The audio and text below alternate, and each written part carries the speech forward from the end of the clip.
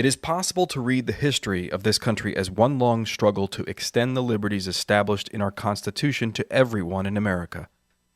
In other words, who, according to our laws and culture, gets to be considered a person?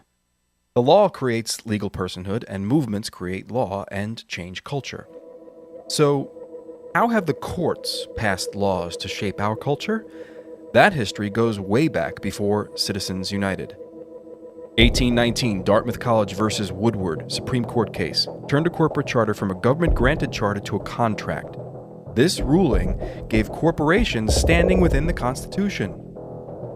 1886, Santa Clara County versus Southern Pacific Railroad. Though the court did not rule on corporate personhood, the decision was subsequently cited as a precedent to hold that a private corporation is entitled to the same 14th Amendment rights of due process and equal protection as human beings.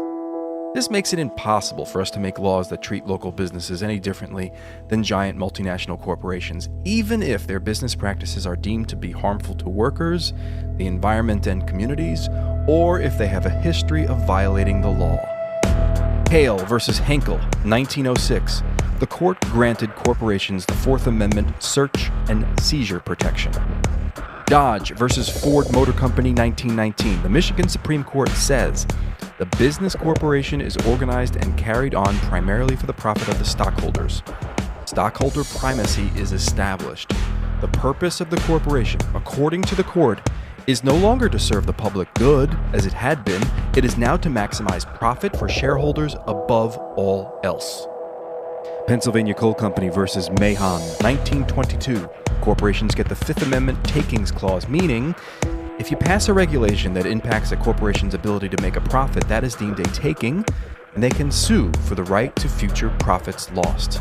This creates a chilling effect, and local and state governments become much more hesitant to pass laws in the public interest for fear that corporations can claim loss of potential profits that cities and states will be on the hook to pay. Buckley versus Vallejo, 1976. The Supreme Court rules that spending money to influence elections is protected under the First Amendment, in effect saying that money is speech.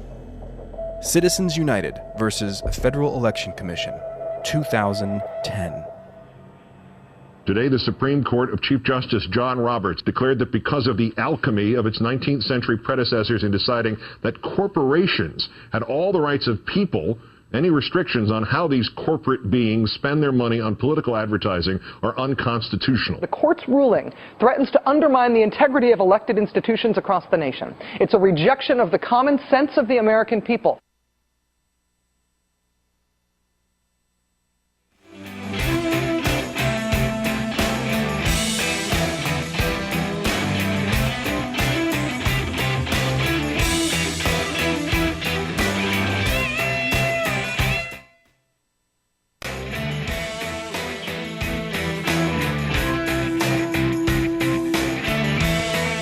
Good morning. What do you say? It is Thursday, April 24. So good to see you today, and thank you for joining us here on Free Speech TV and worldwide on our video stream. That's youtube.com/TawkrTV, TawkrTV. Of course, President Obama winding up his visit to Japan. He met yesterday again with Prime Minister Abe, reaffirming America's close relationship with Japan, and last night feted to a swank state dinner at the Imperial Palace with the Emperor and with the Prime Minister as well. The President today moves on to South Korea, his second stop. Meanwhile, back here at home, activity on several fronts. The FDA announcing that it is going to issue new guidelines, new regulations on e-cigarettes, cigarettes, cigars, and pipes. They will soon no longer be able to be sold to anybody under 18. You have to be 18 or older to buy an e-cigarette. And the FDA will have new rules about where and when you can smoke them. Speaking of regulations, a new movement underway to raise the drinking age, or lower, I should say, the drinking age from 21 to 18. After all, the argument goes, if you can serve in the military at 18, why can't you buy a drink at 18? Strong argument, if you ask me. And more bad news for the IRS. The IRS admitting that it paid out over $1.1 million to some of its employees, some of whom, in fact, still owed back taxes. All of that and more to talk about right here this morning on the Bill Press Show. Stuff you're going to want to talk about, so give us a call at 866-55-PRESS. Good to have you with us this morning. This is the Bill Press Show.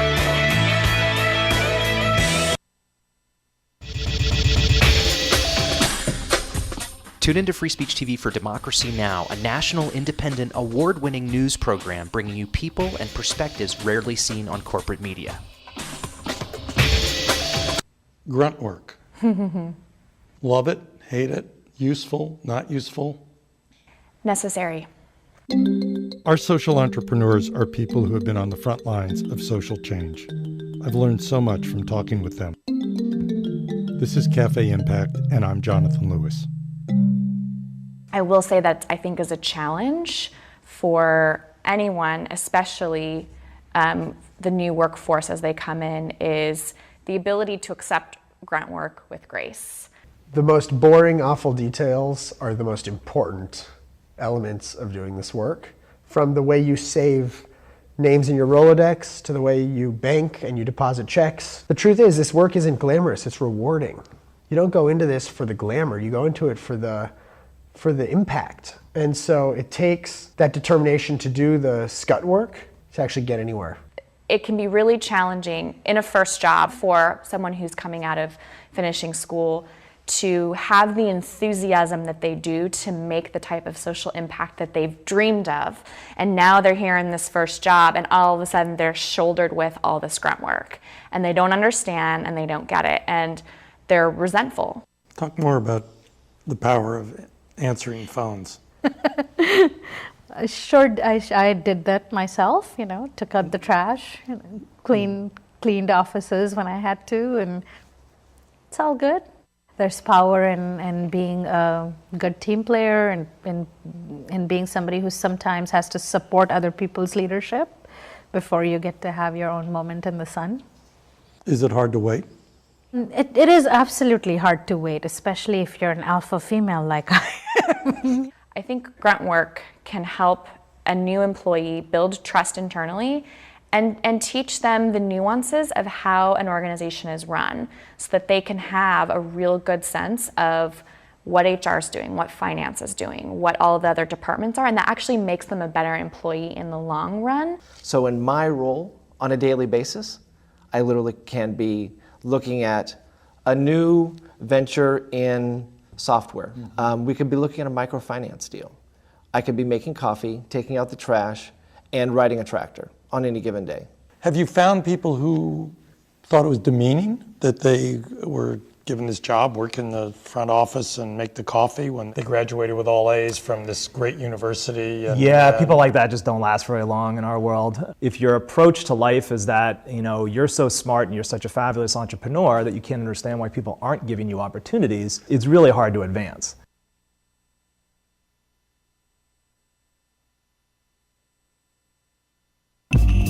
Tune in to Gay USA with hosts Ann Northrup and Andy Hum for in-depth coverage of lesbian, gay, bisexual, and transgender news. Watch Gay USA every week, only on Free Speech TV.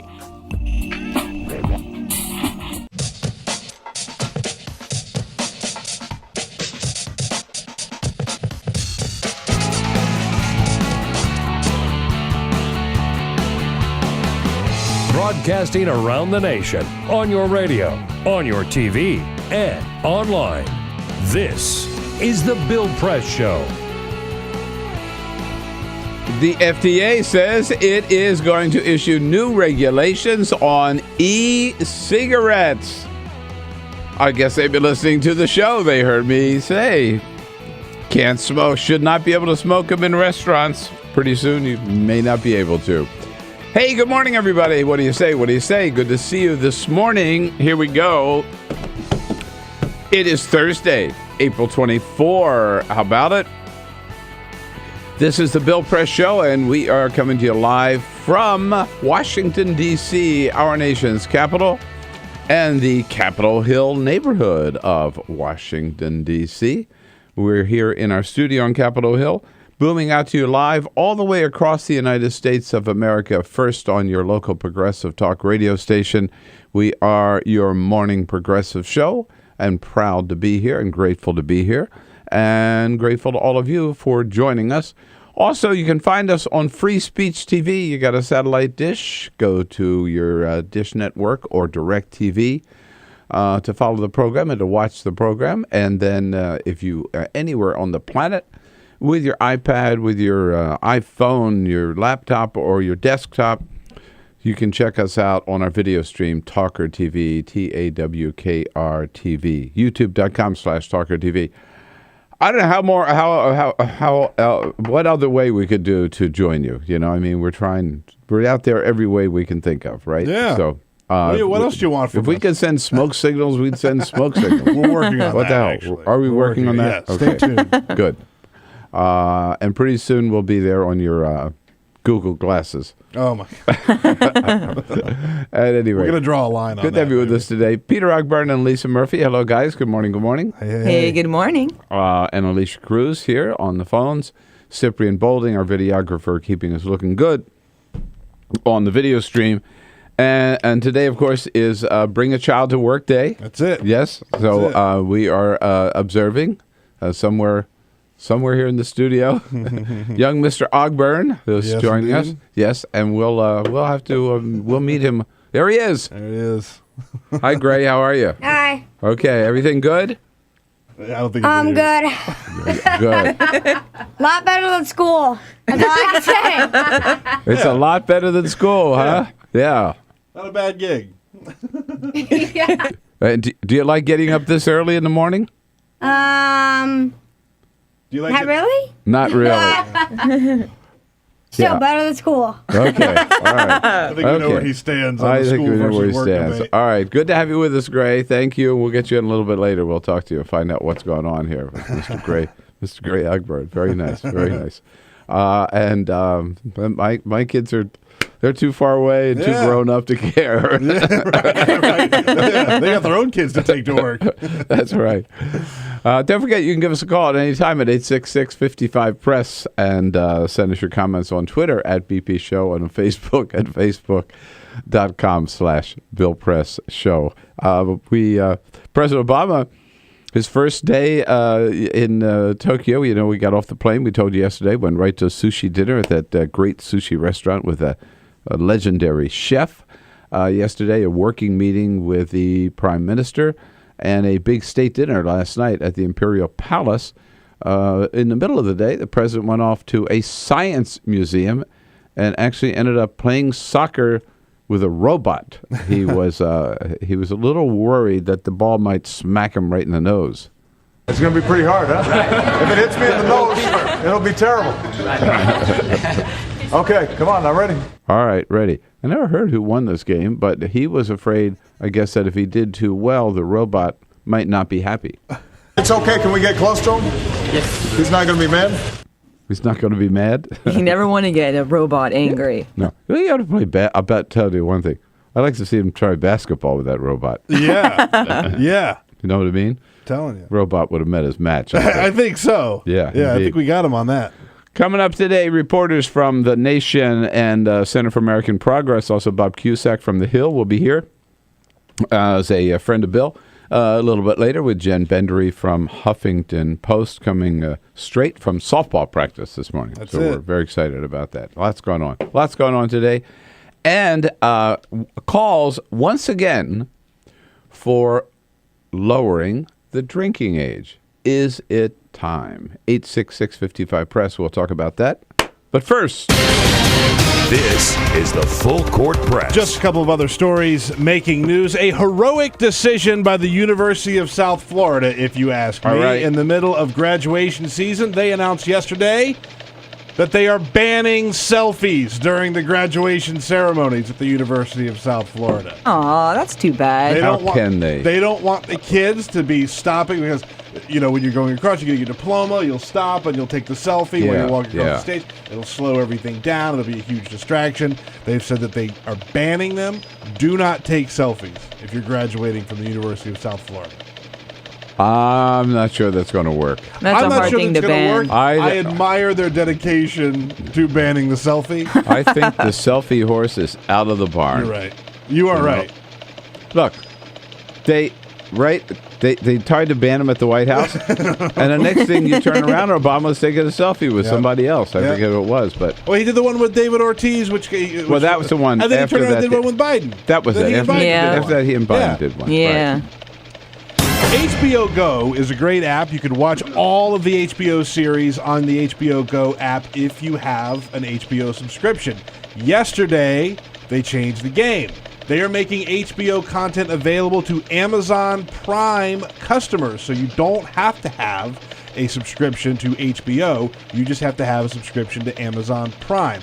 This means you get all episodes of The Sopranos, 6 Feet Under, The Wire, Deadwood, all of the old HBO shows. Yeah. You can watch on demand with Amazon Prime. Marketplace actually took a look at all of the content that they have available. If you wanted to sit down, took no potty breaks, didn't sleep, and watched all of the content from Amazon Prime that HBO put up there, it would take you 21 days, 23 hours, and 30 minutes. Good Lord. Wow. But you know what? It's just Jeff Bezos. I mean, this is a brilliant move. It's huge. I mean, yeah, it is. It's, you just wonder where else Amazon can go.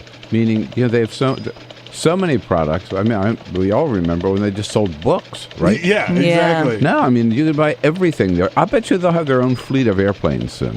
I wouldn't be surprised. And it also shows, I think, business-wise, that more and more businesses are getting into bed with each other. Where it used to be owning and owning and owning. Now it's like they realize that to grow, they have to sort of partner up. So. And a good morning to Mary Lou Osborne. Hi, Mary Lou. Good morning. Southfield, Michigan. Mary Lou is celebrating a very special anniversary. She has worked at the KFC restaurant in Southfield for 52 years. Wow. That's a lot of chicken. That's a lot of chicken. Not only that, her daughter has worked at the same restaurant for 34 years.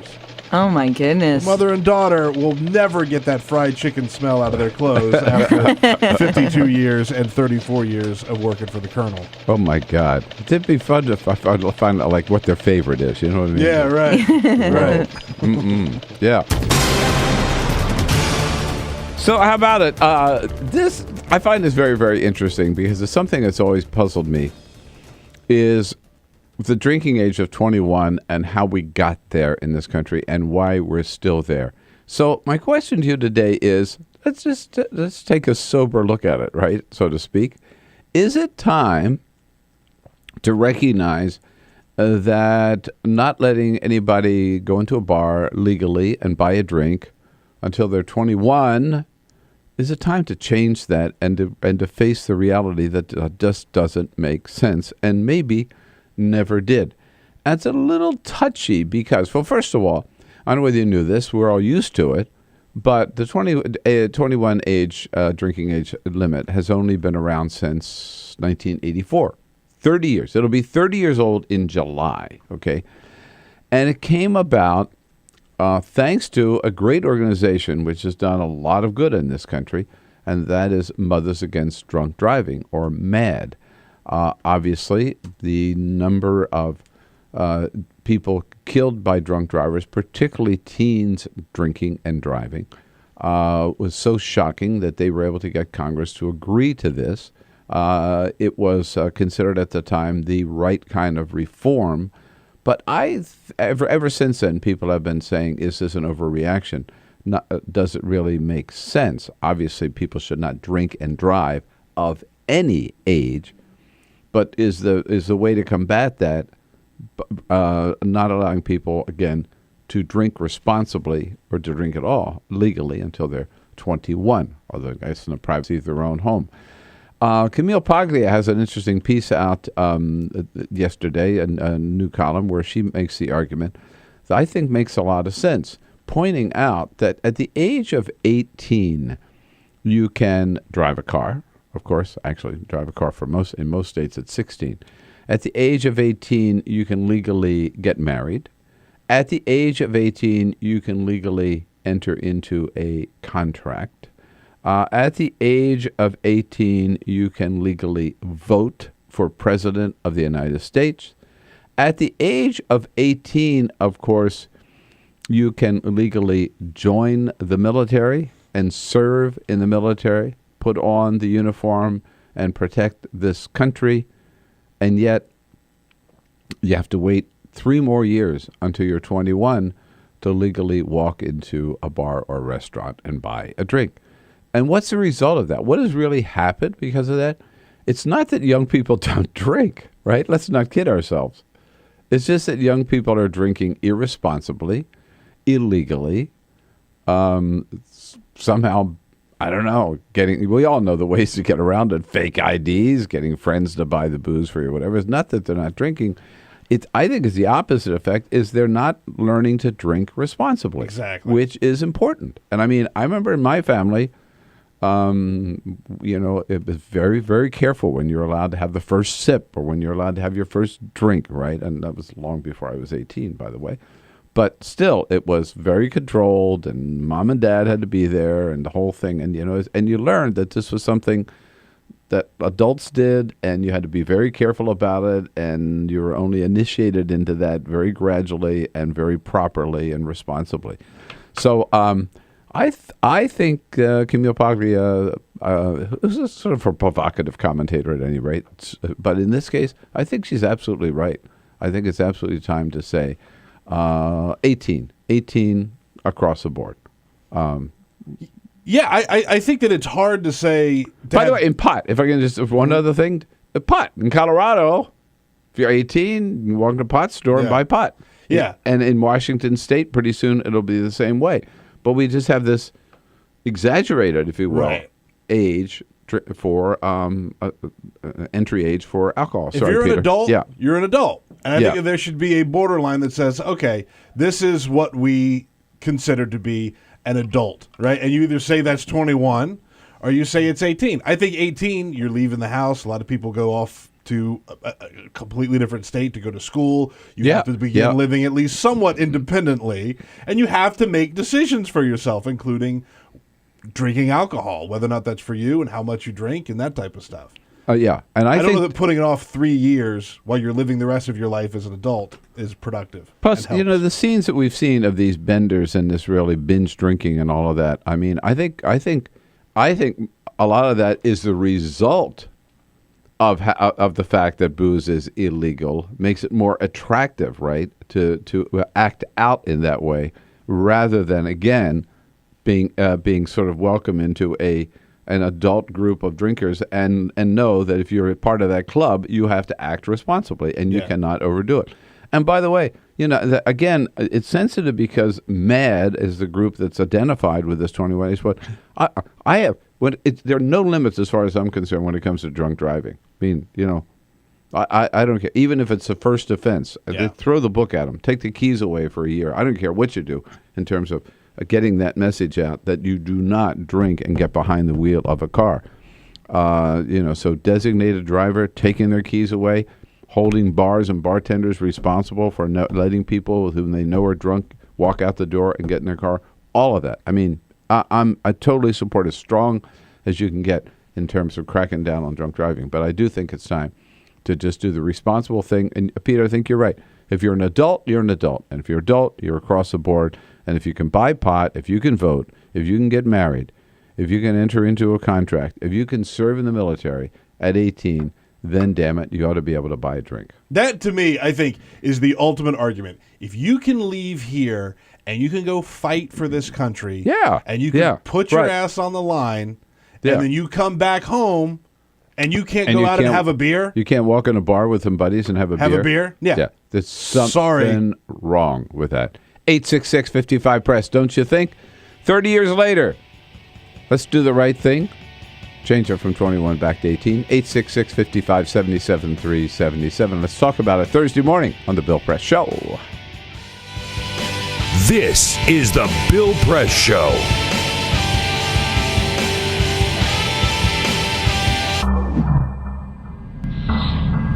You make it sound very easy to take these 90-degree turns in your career. You went from engineering to law. But there's an awful lot of people at that age who feel they're on a track, they've invested time in learning a career, and they need to see it through to the end, or maybe their parents are pushing them to stay in one route. What is your advice for a young person? Stay away from your parents. Our social entrepreneurs are people who have been on the front lines of social change. I've learned so much from talking with them. This is Cafe Impact, and I'm Jonathan Lewis. My mom is a pretty spectacular human being. We essentially came to the United States as refugees. And that is when I really got to understand who my mom was as a person. Being a refugee in a foreign country, you would think that it would affect you so much. It was like my mom, nothing changed for my mom. What was really at her core and her center was always being with her kids and getting to spend time with them and making sure that they were okay and making sure that they could still go out and play soccer. I knew that if my goal was to go to Liberia and to work on economic justice so that, kids could go to school and have access to a doctor if they have malaria, that if I bet on their moms, we win.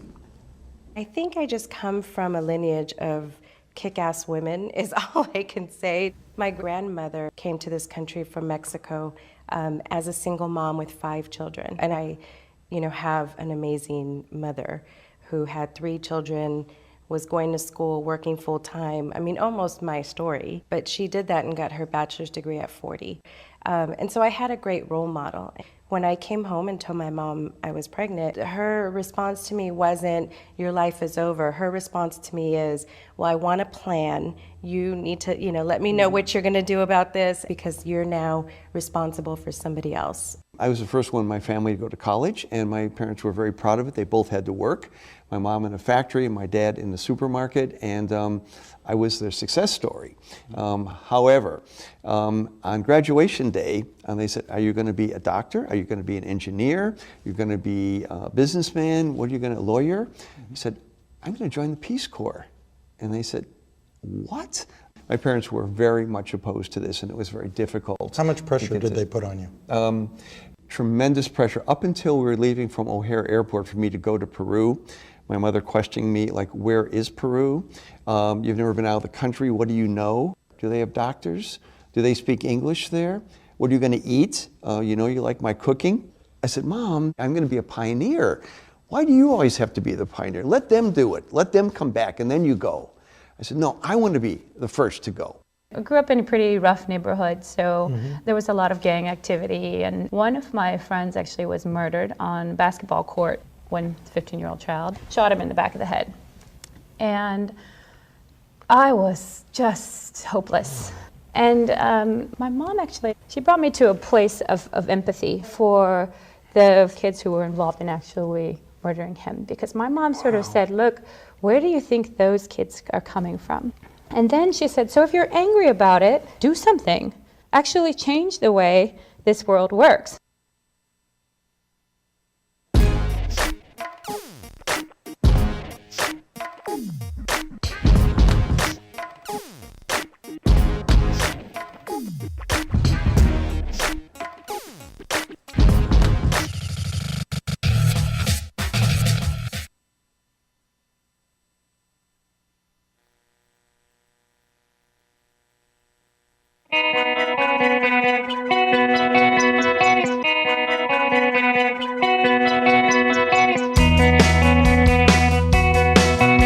This is the Bill Press Show. Here we go, 25 minutes after the hour. Calls again for lowering the drinking age from 21 to 18 on this 30th anniversary coming up of the 21-year limit, July 1984. Peter? We are on Twitter at BP Show on the drinking age. Jessica says, I remember after I joined the Marines, my dad wanted to take me out for a drink, but she wasn't old enough, so they had to go and get a 6-pack instead and bring it home and drink it. Yeah. Let's go out for a nice dinner and have a drink, right, to celebrate the fact that you joined the Marines. Can't do it. Can't do it. Can't right. do it if you're under 21. Yeah. Just put on the uniform. Yeah. Go serve our country, protect our country. Can't have a drink. Joe is out in Phoenix, Arizona. What do you think, Joe? Hey, I'm a Iraq, Afghanistan vet, There you go. I definitely trust a 18-year-old with a rifle much more than I trust an 18-year-old with a bottle of vodka, because alcohol is just such a powerful drug. You know, it's. Well, let me ask you. I hear you, Joe. Let me ask you this. You have to learn to use that rifle responsibly, right? You don't just give it to them without some training. Shouldn't the same thing apply to a bottle of booze? To a beer or a bottle of vodka? Yeah, I don't know. I guess I should self-identify also as an alcoholic, recovering alcoholic. So it's kind of one of those things that without those controls, it kind of gets away from you. And then in the military, anytime you're handling a weapon, it's very structured. Mm-hmm. But then, back in the world, if guys that were underage asked me to buy alcohol for them, I wouldn't. But, the same guys that I had been to Iraq and Afghanistan with, yeah, they asked me to buy alcohol for them in the world, I wouldn't, because God knows what happened. Yeah. Joe, I appreciate that. I think in both cases, they've got to be taught to handle that responsibly. A quick comment from Steve in Fargo, North Dakota. Hello, Steve. Good morning, Bill and company. First-time caller. I'm a veteran also, but I'm a Vietnam-era veteran. My feeling on this is we could lower the age, but probably not to 18. Look at cigarettes. The reading I've done on marijuana in Washington and Colorado is that you have to be 21 to purchase, not 18. Okay. So Yeah, I may be wrong on that, Steve. I'll double check that. I appreciate the call. Appreciate your service, too. And call back again. This is the Bill Press Show.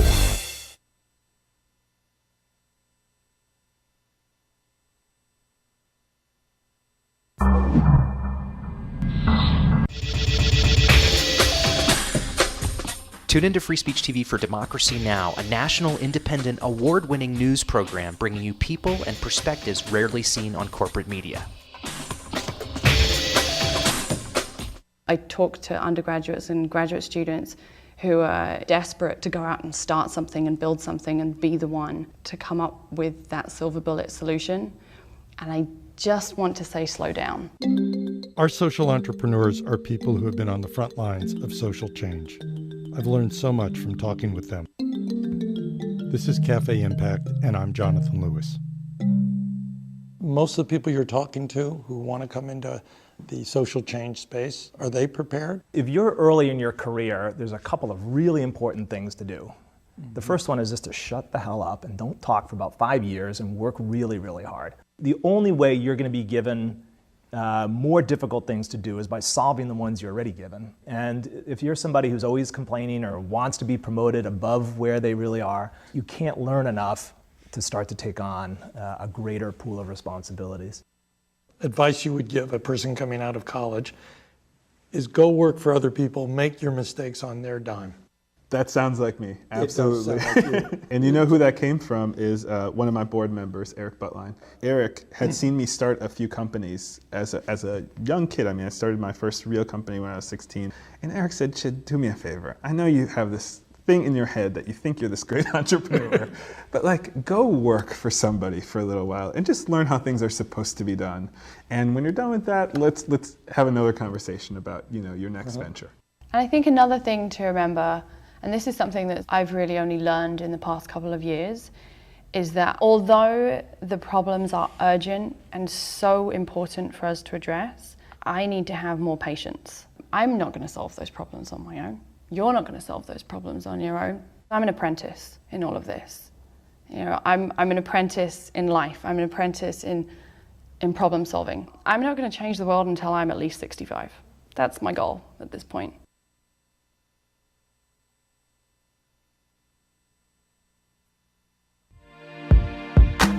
California, or the Golden State, has been in the midst of a 3-year drought, and this year, some scientists predict could be the driest in 500 years. Governor Jerry Brown declared a state of emergency in January and in February of this year. The world's 10th largest economy, California is also the United States' top agricultural producer. Half of all our fruits and vegetables come from California. The Golden State is not the only place on the planet struggling for this vital resource. In December 2013, the World Resources Institute found that 37 countries face severe water shortages. Free Speech TV would love to know what you think about this fight for water, especially if you're from the Golden State. Please call our comment line at 1-888-378-8855 or email us at comments@freespeech.org to let us know your thoughts. Tune into the Thom Hartmann Program, a live broadcast featuring the nation's #1 progressive talk show host. Phones open at 3 p.m. Eastern, only on Free Speech TV.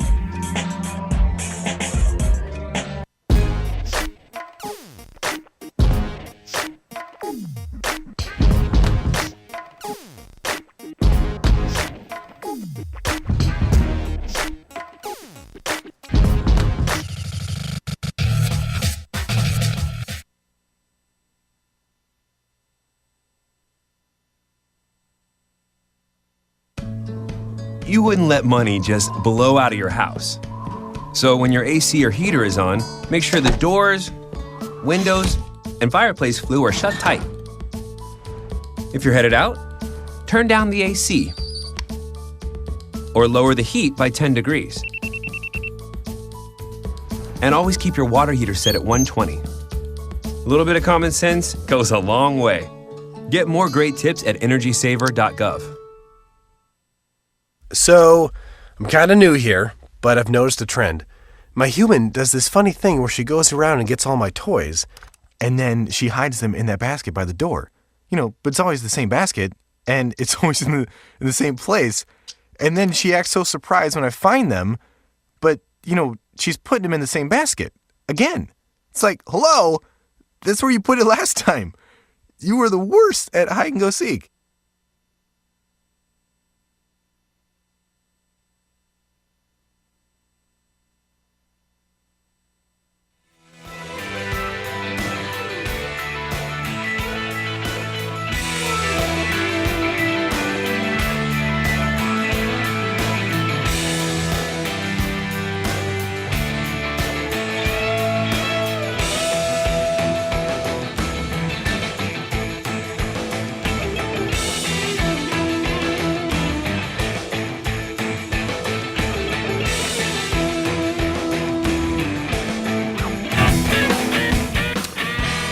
We'll hear a lot more about this call to lower the drinking age from 21 to 18. One other big story that's been in the news we haven't had a chance to talk about lately, and it is taking a new dimension today. And I'm talking about the Bundy Ranch. Fox News particularly has made this a great big cause célèbre.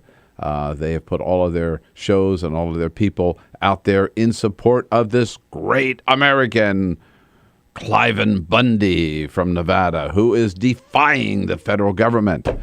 Let's take another look at this today. First of all, what's this all about? In case you haven't followed, you may have heard about it, you may not have looked into it. I mean, it sounds, I must say, at first blush, it sounds like here's a guy, the federal government was running all over this guy, and he's standing up and, and good for him. And it turns out he is a no good crook. Thief. That's what this guy is. So here's the story. He's a cattle rancher. Since 1993, he's been running his cattle on public land, managed by the Bureau of Land Management. Public land that we own. Now, this happens, by the way, public land is available for grazing or for timber cutting or for mining all over the country. Under the BLM, or the Department of Interior, but they pay for it.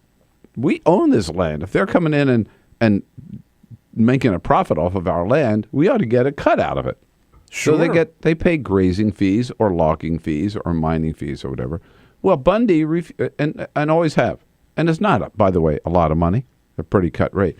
Anyhow, Bundy has refused to pay the grazing fee since 1993. Refused to pay. He owes over $1 million us. He owes us over $1 million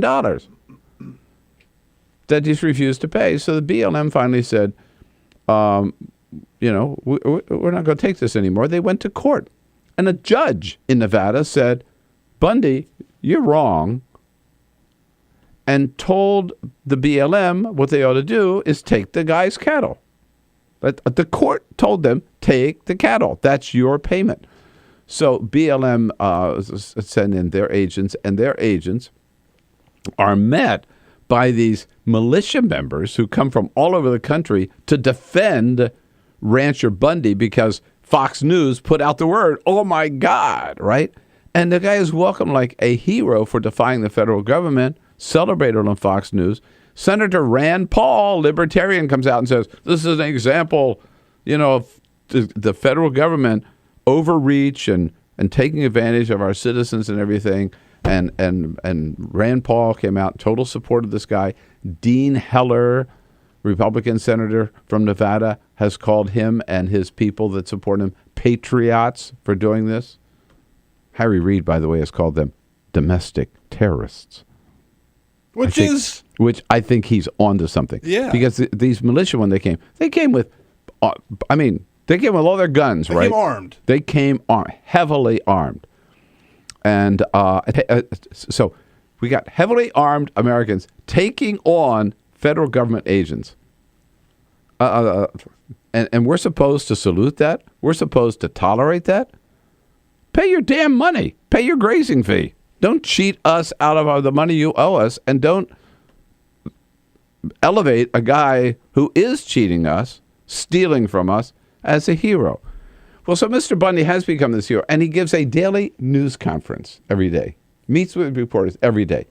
Now, it's gotten down to the fact that the last time there was only one reporter and one photographer there. But doesn't matter to Bundy. It's gone to his head, right? So he starts talking about anything he wants to talk about. And here's what Mr. Bundy had to say yesterday, talking about race. What this has to do with his cattle, who knows? I want to quote Mr. Bundy all together here when he starts talking about blacks in Las Vegas. He says, quote, I want to tell you one more thing I know about the Negro. Oh, we're already off to a great start when you have a white guy explaining the something Negro. About, quote, the Negro. So he says he drives by a housing project in Las Vegas, and I pick up again. And in front of that government house, more trouble, the door was usually open, and the older people and the kids, and there's always at least a half a dozen people sitting on the porch. They didn't have nothing to do. They didn't have nothing for their kids to do. They didn't have nothing for their young girls to do. He knows all of this, by the way, driving by the government house. Yeah. The Negro government house. A lot of research put into this. All right. Thought. So what's the result of that? He says, I continue quoting, the hero, right? Rand Paul called him. The patriot, Dean Heller calls him. Sean Hannity slobbers over this guy every night, setting him up as Mr. America. He continues about what he saw at this house. Quote, and because they were basically on government subsidy, so now what do? They abort their young children. They put their young men in jail because they never learned how to pick cotton. And I've often wondered, are they better off as slaves picking cotton and having a family life and doing things? Or are they better off under government subsidy? They didn't get no more freedom. They got less freedom. Yeah, what a great hero, Rand Paul. What a great patriot, Dean Heller. This is a guy, what an American role model, Sean Hannity and Fox News. They ought to be ashamed of themselves. They ought to, if they had any decency, they would come out and say, we didn't know this guy, was such a crook and such a racist as Clyde Bundy. This is the guy that they popped up. And here we go again. I mean, they run out and they embrace these guys who ought to be run out of the country. George Zimmerman, remember that? Yeah. Oh, he was the last hero that I can remember that they all embraced. And what did he turn out to be, right? Wife beater, gun runner. More guns, doesn't know what he was doing with the guns. Domestic violence, the whole thing, right? How many times has he been stopped and arrested and threatened his father-in-law with a gun and the whole thing? And now this guy, Cliven Bundy. Look at it's just kind of like, how many times are they going to have this happen, where they throw themselves at the feet of the next Republican savior or great big idea, only to have it blow up in their face? Oh yeah, right. So Todd Aiken, the savior of the Republic, he's going to beat Clara McCaskill, and we love Todd Aiken, and then he makes his comments. And they rush to embrace this guy. Yeah, and he says that blacks are better off picking cotton, than living today on any government subsidy. Of course, he has no freaking idea what, if any, subsidy these people are getting driving by their house. That is such a crazy idea. Outrageous racist remark. And we're supposed to admire Cliven Bundy. I think his ass ought to be in jail, and they ought to seize his whole property, his cattle, his ranch, and everything else. Let's quick comment here from Joey out in Chicago. Joey, what do you say, man? Ted Nugent, Clive Bundy, Zimmerman. Oh my God, we could beat these. I could beat these guys in the fall. If this is the people they hang around with, and this is the people they support, anybody could beat the Republicans. I'm a little upset at our government. Why don't they go out and arrest this guy? That's the problem. That's why no one's intimidated by this administration, because they'll go out and do the right thing. Go this SOB. You are so right, Joey. Instead, Ted Nugent, I'm glad you mentioned Donald him. Trump is another one. Yeah, I'd put him in the category. And I did forget to mention, Joey points out, so what the government did in this case is they just backed down and they decided not to confront him. Probably best that they did not get into a shooting war with these militia. But still, they got to do something about this. I mean, and not let this guy get away with it, because otherwise that sends a bad message. Joey, always good to hear from you. When we come back, Zoe Carpenter from The Nation magazine on other news of the day. This is the Bill Press Show.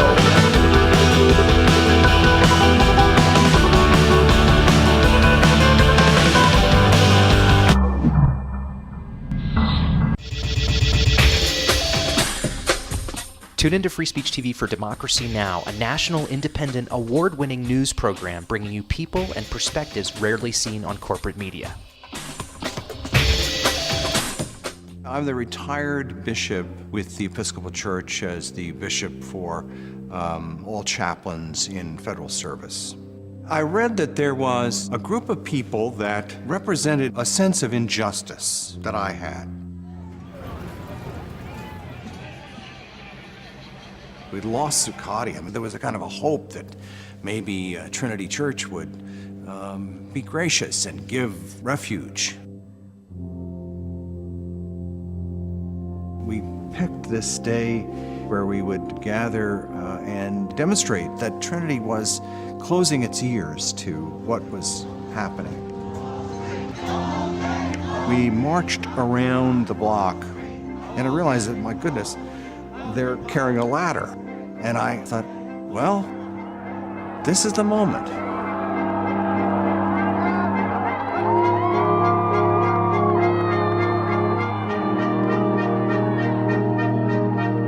You could feel a spiritual presence. You could feel a certain something.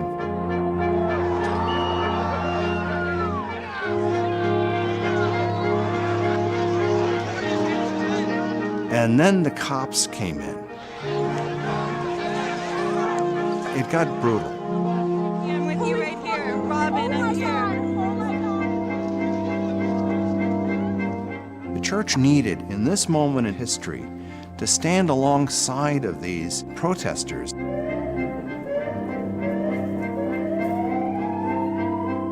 truth of Christ is found in the pews, is found in the institutional church, but it is also found in the streets. It's found in the honesty and the integrity the insistence of people that you find in Occupy Wall Street.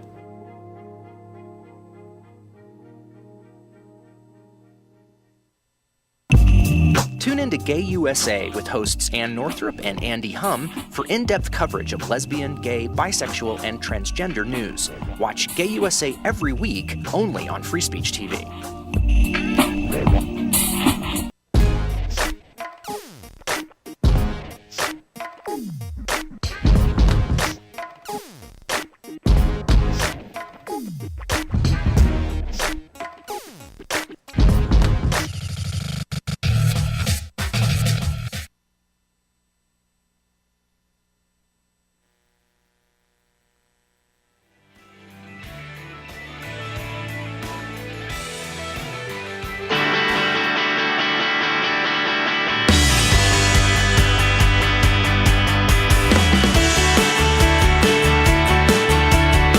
Seen on Free Speech TV and online on TawkrTV. This is the Bill Press Show. Here we go at 13 minutes before the top of the hour. On a Thursday morning, April 24, just about a week ago, the State Department, surprising everybody, we were waiting for the other shoe to drop on the Keystone Pipeline.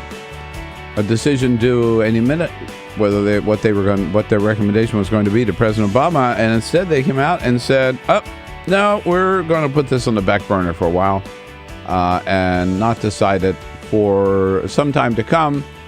They didn't say exactly when, but certainly it'll be after the midterm elections. What's going on? Zoe Carpenter covers Washington for The Nation magazine, joining us on our newsline again this morning. Hi, Zoe. Good morning. Good morning. You have been reporting on there was more protests this week against the Keystone Pipeline. How do you read the tea leaves after the State Department action? What can we expect? Well, I think things are still very much in flux. There was a Rolling Stone story by Jeff Goodell this week, and he was told by two high-level administration officials that Obama is all but ready to deny the pipeline. I think it's not surprising at all that the decision is delayed till after the midterms, since there are several vulnerable Senate Democrats who are in conservative, pro-energy states who are very supportive of the pipeline, and I think that the conventional wisdom is that it would be very difficult for them if Obama were to reject Keystone ahead of the midterms. So I think this is a good sign for environmentalists, certainly. The longer the pipeline is delayed, the more investors lose interest. We've seen stocks in TransCanada fell pretty significantly the day after that delay was announced. So I think that this only shakes confidence in the viability of the tar sands. Yeah, I saw that article, and Huffington Post has it up today near the top of its front page on the Jeff Goodell article from Rolling Stone. So And President Obama has made some very critical comments, certainly about the pipeline, in the sense that it's not going to create anywhere near as many jobs as people claim. Right. At the same time, he keeps coming out with this all of the above strategy, right, which makes other people nervous, right, that he could slip the pipeline in under that. But I found it hard to believe that he could still approve it after the comments that he's made about it. Right, and it certainly, it certainly would have been difficult to justify that decision, given that we know that the benefits of Keystone are small at best, and the risks are extremely high. I think that it's really important to remember that the number of permanent jobs that would come from this is only 50. Yeah. And in fact, there was a really interesting study recently that looked at what would happen if you closed the tax loopholes that benefit oil companies and spent that money repairing water infrastructure in the 5 states that Keystone would go through. And it turns out that those repairs would create 95 times as many permanent jobs as Keystone Pipeline just by repairing water infrastructure that's already needed. Now, you've written about the big protest here in Washington, D.C. this week. It wasn't around the White House, didn't get as much coverage as that last one did, but it brought together some pretty interesting types of people, correct? That's correct. The Cowboys and Indians, as they're calling it, the Cowboy and Indian Alliance. So we have ranchers and farmers from the Midwest, along with indigenous leaders from several Native American tribes, are leading a week-long protest that began on Tuesday and will culminate on Saturday in a rally that's expected to draw about 5,000 people. Tonight, they're staging a creative, bold action, which they have not disclosed the details of, but we can expect something to happen in front of the White House today, and they're expecting some arrests over that. So keep your eye out for that. And there's a big rally this weekend on the Mall. Is that where it will be, or what? Yeah, it's on the Mall. There's a group of teepees set up sort of in the middle of the mall, in between the National Monument and the Capitol, and that's kind of the hub for all of this activity. And the rally's going to happen somewhere along the Mall and the White House. I believe it'll sort of travel that distance. Is there any doubt in your mind, we've talked about this here on the program, that, at the briefing, our White House briefings, Jay Carney insisted over and over again that this decision to delay was made entirely by the State Department on its own. That's part of the process. That's the way it works. And the White House knew nothing about it and had nothing to do with it. Do you believe that?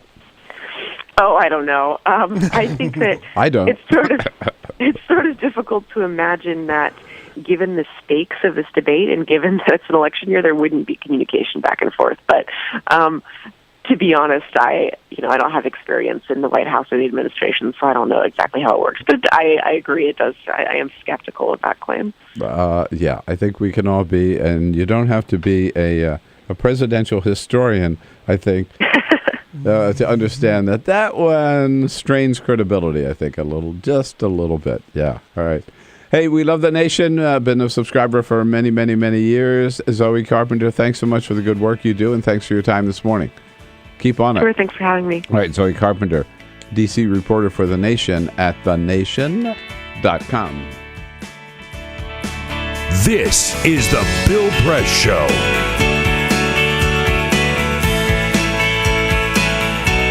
So this is my computer. This is your computer. Let's go on the internet. Let's go. Click it. Yes. Okay. I cursor in between the R and the E.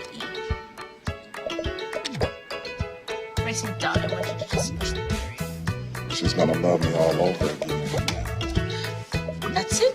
Jamaica, here you go. Here we go. Good job. Thank you.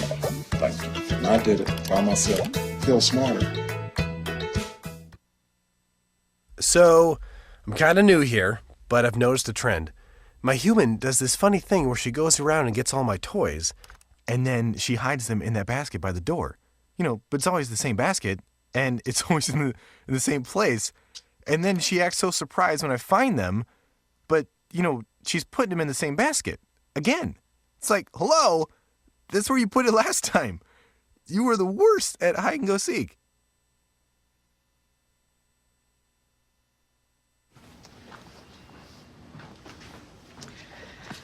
All right.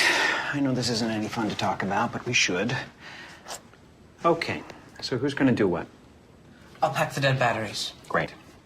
I'll only put what I don't need into a duffel bag. Perfect. That's totally unhelpful. No problem.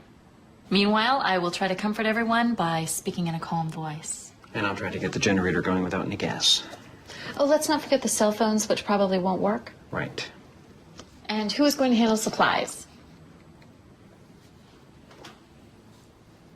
I can forget to do a list for us.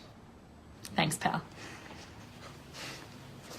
Well, I think we couldn't be any less prepared. I'm proud of you guys. Talk to your kids about who to call, where to meet, what to pack.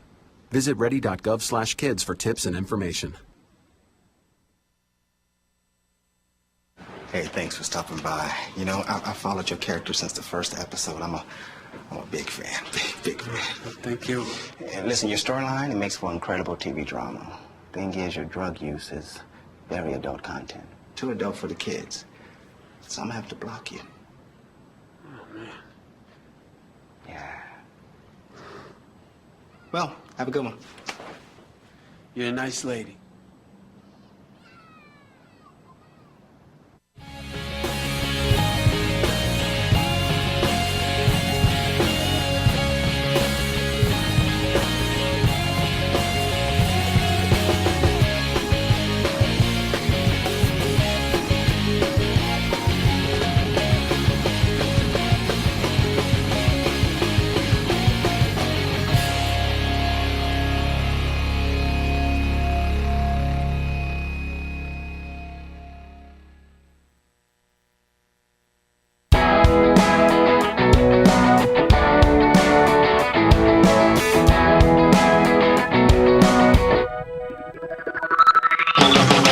This is the Bill Press Show. How bad is the income gap in this country really? We'll find out more about it from Melissa Boteach from the Center for American Progress at the top of the next hour here on the Bill Press Show. And also talk politics with Politico's Manu Raju. Peter? Earlier in the week, we told you about the young the young man who climbed into the wheel well of an airplane. Oh, yes. And flew from California to Hawaii. We found out yesterday. Is he back yet? No, he's still in Hawaii. Oh. And here's what they found out. What Got they a week's released vacation yesterday. out of it. Yeah, I mean, he's hanging out in Hawaii. Yeah. Turns out he told authorities that he was trying to get to Somalia. Somalia is where his mother lives, and he lives with his father in California. So he climbed over the fence at the San Jose airport and misread the sign on the airplane. He thought, for whatever reason, that it was going to Somalia, and instead he went to Hawaii. Well, guess what? Number one, he would never have made it to Somalia. No, that's a good point. Right? I mean, Right. that would have been, he was lucky to make it to Hawaii. Right. But now that he's in Hawaii and he's halfway there, and he knows how to get there. Yeah. Keep an eye on him. Yeah. Yeah, and we know he can make the flight. And I don't think the fences, I've been at that airport in Maui. Isn't that where he landed? I think it was Maui. But the fences there are not any bigger than the fences in San Jose. Yeah. Sure. You know? So, yeah. Go for it. All right, kid. As we say, safe travels. Good Lord. This is the Bill Press Show. You wouldn't let money just blow out of your house. So when your AC or heater is on, make sure the doors, windows, and fireplace flue are shut tight. If you're headed out, turn down the AC or lower the heat by 10 degrees. And always keep your water heater set at 120. A little bit of common sense goes a long way. Get more great tips at energysaver.gov. So, I'm kind of new here, but I've noticed a trend. My human does this funny thing where she goes around and gets all my toys, and then she hides them in that basket by the door. You know, but it's always the same basket, and it's always in the same place. And then she acts so surprised when I find them, but, you know, she's putting them in the same basket. Again. It's like, hello, that's where you put it last time. You were the worst at hide and go seek.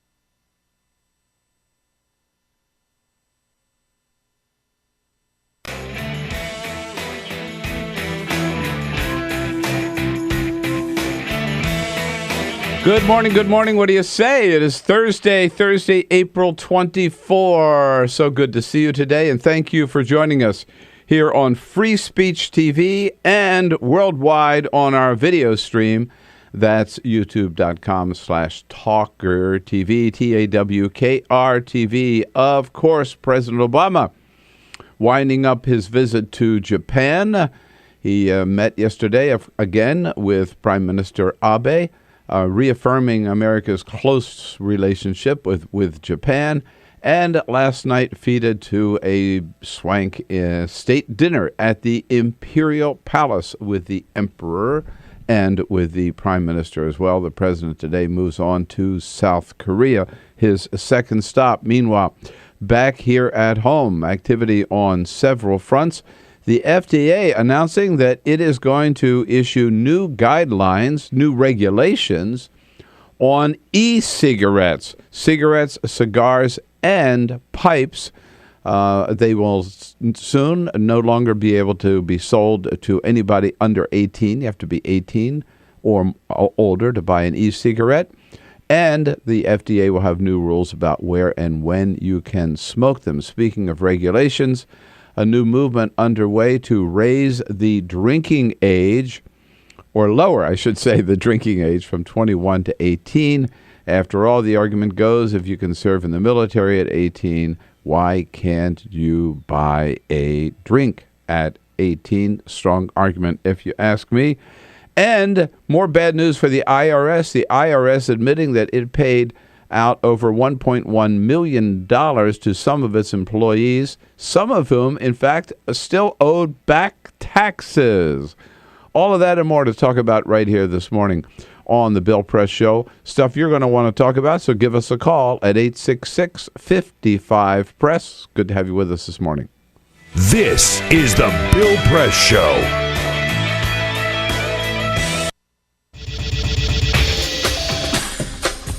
Tune into Free Speech TV for Democracy Now!, a national, independent, award-winning news program bringing you people and perspectives rarely seen on corporate media. Grunt work. Love it, hate it, useful, not useful. Necessary.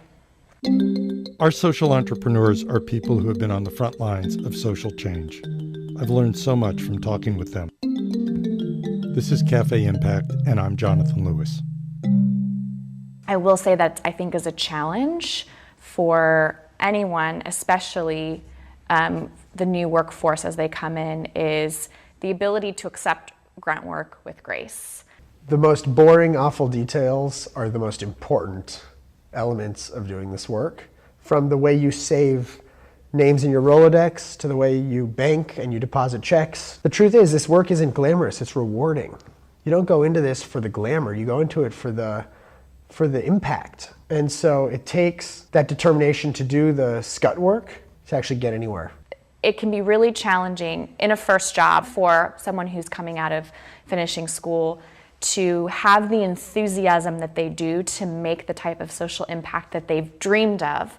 And now they're here in this first job and all of a sudden they're shouldered with all this grunt work. And they don't understand and they don't get it and they're resentful. Talk more about the power of answering phones. Sure, I did that myself, took out the trash, cleaned offices when I had to, and it's all good. There's power in being a good team player and in being somebody who sometimes has to support other people's leadership before you get to have your own moment in the sun. Is it hard to wait? It is absolutely hard to wait, especially if you're an alpha female like I am. I think grunt work can help a new employee build trust internally and teach them the nuances of how an organization is run so that they can have a real good sense of what HR is doing, what finance is doing, what all the other departments are, and that actually makes them a better employee in the long run. So in my role on a daily basis, I literally can be looking at a new venture in software. We could be looking at a microfinance deal. I could be making coffee, taking out the trash, and riding a tractor on any given day. Have you found people who thought it was demeaning that they were given this job, work in the front office and make the coffee when they graduated with all A's from this great university? Yeah, people like that just don't last very long in our world. If your approach to life is that, you're so smart and you're such a fabulous entrepreneur that you can't understand why people aren't giving you opportunities, it's really hard to advance.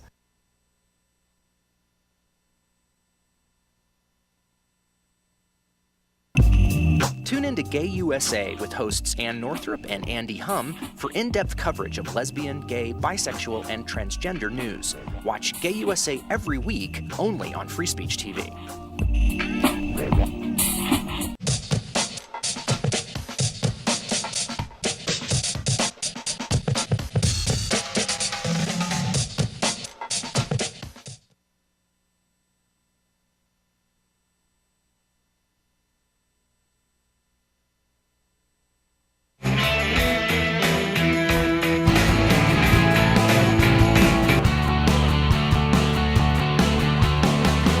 Broadcasting around the nation, on your radio, on your TV, and online. This is the Bill Press Show. New calls to lower the drinking age from 21 to 18. If you can put on the uniform and serve in the military at 18, why can't you buy a drink? Hey, good morning, everybody. What do you say? It is Thursday, April 24. And here we go, hour number 2 of the Bill Press Show this Thursday morning on your local progressive talk radio station, on Free Speech TV, worldwide on TawkrTV. Great to see you this Thursday morning. It's still a little chilly here in Washington, D.C. I'm waiting for summer. I'm ready for summer. It'll come before we could only have summer without the humidity here in Washington, but then it wouldn't be Washington, I guess. Thank you for joining us wherever you happen to be in this great land of ours. We've got a lot to talk about this morning. The House is still out of town. The Senate's out of town. President Obama's out of town. They don't all come back until next Tuesday. But there's still a lot going on at the Supreme Court, in the Congress, in the organizations here, and in the political wars, which we've got to talk about, as well as the president's trip over in Asia and the big Bundy Ranch show-off, or face-off out in Nevada. We got it covered on every front. We'll tell you what's going on. You tell us what you think about it all. 866-55-PRESS. New rules, by the way, are going to be proposed on e-cigarettes, we learned this morning. So maybe you won't be able to smoke them in restaurants after all. Give us a call again at 866-55-PRESS.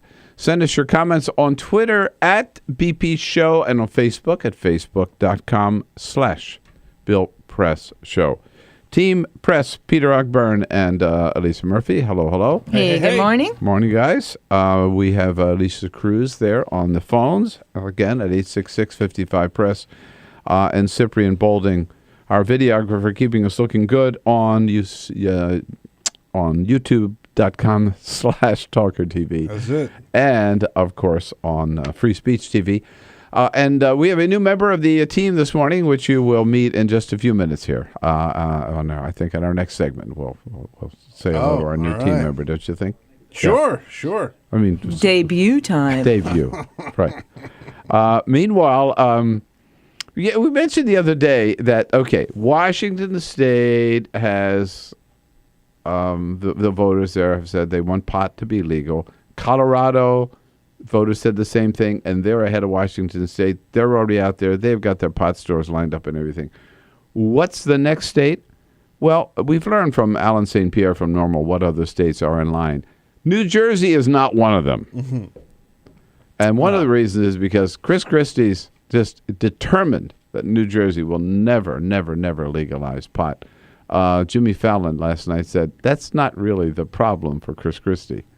Here's what people are talking about. This thing is creating a lot of controversy.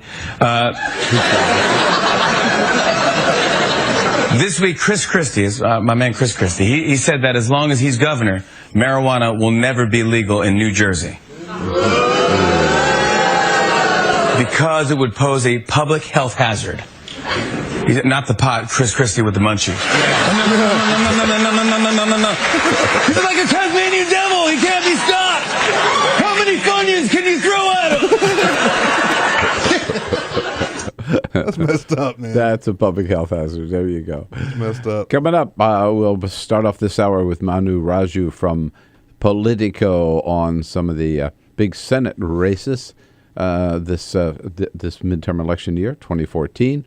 Also talk income inequality with Melissa Boteach from the Center for American Progress in the next hour.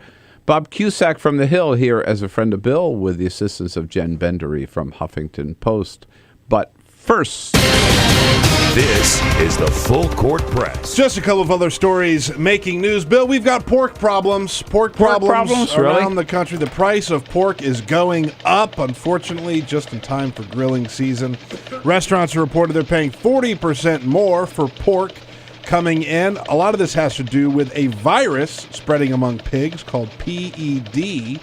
So there's been a 10 to 15% decrease in pork production. So expect to pay more for pork. No kidding. Yeah. Whoa. Okay. Sorry to say. Forearmed. We get up very early. I buy a lot of pork, but anyhow, go ahead. You're right. Well, we get up very early here on the show. We do a morning TV radio show. Yes. But what cities sleep in and what cities wake up earlier? Oh. That's interesting. Nate Silver's 538 took a look at which cities got the latest and earliest starts to the day overall. You want to start with I think the rural states where there are a lot of ranchers and farmers get up earlier. That's a very good point. Yeah, that's a good observation. Hinesville, Georgia, has the earliest start of the day of any city in the country. 7:01 is the median arrival time to work. 7:01 a.m. Followed by Arrive to work, which means they're getting up at 5:30 or 6. Exactly. Yeah. Followed by Pascagoula, Mississippi, Jacksonville, North Carolina, and Elkhart, Indiana. Which cities sleep in? Yes. New York City. No. New Really? York City, 8:24 a.m. is the median arrival time, followed by Atlantic City, New Jersey, San Jose, California. You might be wondering where Washington, D.C. is on the list. 8:07 a.m. is the median arrival time to work. And in New York, it's 8:24? Yes. Or something like that. But that's when they get 8:24. Yeah. When they get to work, not when they roll out of bed. That's right. Yeah. I find that hard to believe, but we're upping the median here in Washington D.C. by the way with our schedule. Yeah, I'm telling you. You know, the people who really get up early are the people on the West Coast who work in the finance industry. Yeah. And they have to be up when the market opens or when good point. Brutal. The New York Yankees got into a little bit of trouble last night at Fenway Park when they were taking on the Red Sox. Their pitcher, Michael Pineda, was ejected in the second inning because he had pine tar smeared on his neck. What? Like a bad tattoo. Yes. He just had it smeared on his neck. Now, pitchers have been known to use pine tar, and Pineda himself actually got in trouble just a couple of weeks ago because people on the internet, people that were watching the game, suspected that he had pine tar on his hand because they saw a substance sort of in the palm of his hand. Yeah. MLB did not catch that one, but they did catch this one. He was ejected in the second inning. The Red Sox went on to crush the Yankees 5-1. Seriously, what is pine tar going to do in your neck? Well, here's the deal. I mean, it's not going to help your pitching arm. Well, it gives you better grip on your pitch, right? On your neck? Tar, when you have the pine tar. So as he's got the ball, all he has to do is act like he's scratching his neck, and he gets a little pine tar, and then boom. Yeah, I got it. So he does a little gesture like that. Rubs it off on his hand. On his hand. Sneaky. Boom, you've got pine tar. I thought they meant it would go through you thought it was like a Nicorette patch? Yeah, right. Emit something. Sink through the skin and then sink down to the arm. Yes. No, that was a little. And then he begins sweating pine tar. No, that was a little far-fetched for me. Yes, but osmosis. Okay. All right, I got it. Gonna check everybody's neck as they walk into the ballpark. Yeah, man. Yeah. All right. Indeed, some interesting Senate races this season. Manu Raju covers politics and as a senior congressional reporter, particularly covering these important Senate and House races this year. For Politico, joining us on our news line this morning, Manu, good morning. Good morning. Hey, good to have you with us. Some interesting races that we've been talking about, but I was interested in your story a couple of days ago about Lindsey Graham, because this is a guy that we were told a few months ago he was going to be in trouble, man, with the Tea Party down in South Carolina. Hasn't really worked out that way, has it? No, it really hasn't. It is interesting because, of course, he's a guy that has broken from the conservative orthodoxy on a lot of issues. He supported the president's two Supreme Court nominees. He's talked about cutting a deal on climate change. Of course, he was the co-author of the Senate's immigration bill. Yeah. And he was ripe for the picking, particularly after the Tea Party wave in 2010. The House Republican delegation in South Carolina grew increasingly conservative. There were plenty of candidates who could take him on. But what Lindsey Graham realized, he's a savvy, very savvy guy, and knew that he was in trouble. So early on, he started quietly building a very, very sophisticated political operation back home. As soon as the 2010 wave happened, essentially, he started picking and choosing these precinct captains throughout the state. Now he's got about 5,200 of them. He built 6 regional field offices. He raised enormous amounts of money. He's raised about $11 million for the cycle so far, which is a lot for South Carolina. Yeah. And most importantly, he built bridges with some of these key prospective opponents and effectively convince them not to run against him, not just because of the political operation he's built, but because of political favors that he's done for these guys who are considering running against him. Mick Mulvaney was the most interesting of those. He's a congressman. He didn't vote for John Boehner for Speaker. He's a part of the conservative Republican Study Committee. But Lindsey Graham lobbied John Boehner to get him a seat on the House Financial Services Committee anyways, and Boehner did because they're friends, and Mulvaney was a threat to Lindsey Graham. So, the combination of all these things has helped ensure that he has had a lackluster field. There are 6 candidates running against Lindsey Graham for this in this this June 10th primary. They need to prevent him from getting more than 50% to avoid a runoff, and it's possible he may not even get into a runoff, because none of these guys have demonstrated really much viability. They barely even have raised more than $500,000 when Lindsey Graham still has more than $8 million in the bank. Wow. Now, contrast Lindsey Graham's success with and the way he's dealt with the Tea Party with Mitch McConnell in Kentucky. In some ways they're similar, in some ways they're different. And McConnell also realized that he had a problem on his hand. He quietly started to try to curry support from members of the state legislature early in the cycle, asked for their endorsements. He managed to get virtually all of them. Of course, he built an alliance with Rand Paul very early, realized that Rand was a threat to him, and Rand and him now have this political alliance, and Rand is endorsing McConnell, of course. But the difference with McConnell and Lindsey is that McConnell is really dumping a ton of money to eviscerate Matt Bevin, his opponent. He's really going negative and running sort of a scorched earth campaign against Bevin, and it seems to be working. Whereas Lindsey Graham is sort of kind of ignoring his opponents and letting them kind of fall apart on their own accord. Isn't Bevin the guy that went to a cockfight? Yes, he did, and that's Mitch McConnell's up with the radio ad attacking him for going to the cockfighting. That's what the politics has become in Kentucky. Now, again, for the last month, the real narrative has been, it looks like Democrats are going to lose the Senate for sure, right? And now suddenly, because of all these different very competitive races in Louisiana, in Kentucky, in Georgia, in Alaska, we know the ones, North Carolina, New Hampshire.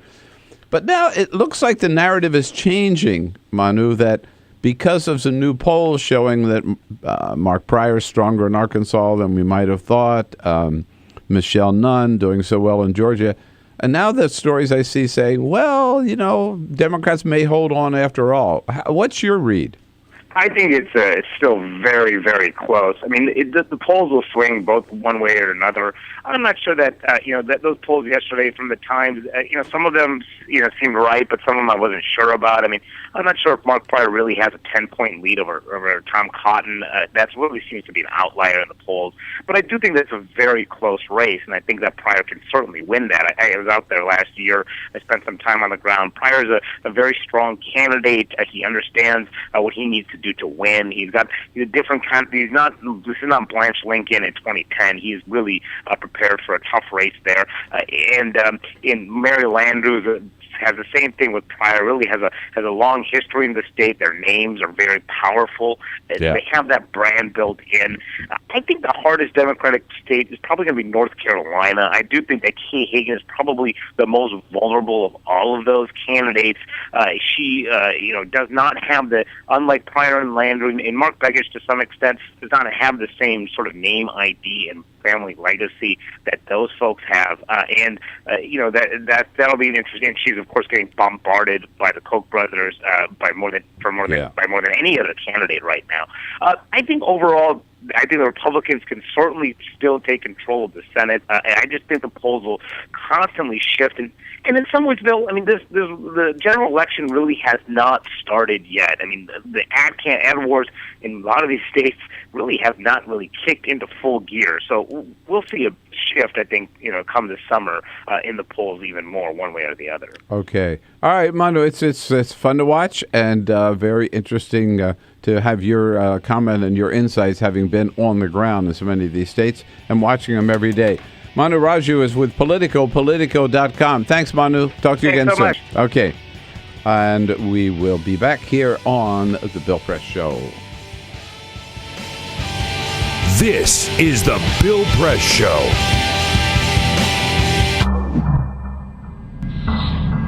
You make it sound very easy to take these 90-degree turns in your career. You went from engineering to law. But there's an awful lot of people at that age who feel they're on a track, they've invested time in learning a career, and they need to see it through to the end, or maybe their parents are pushing them to stay in one route. What is your advice for a young person? Stay away from your parents.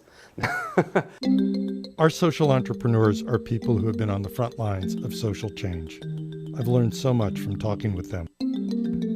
This is Cafe Impact, and I'm Jonathan Lewis.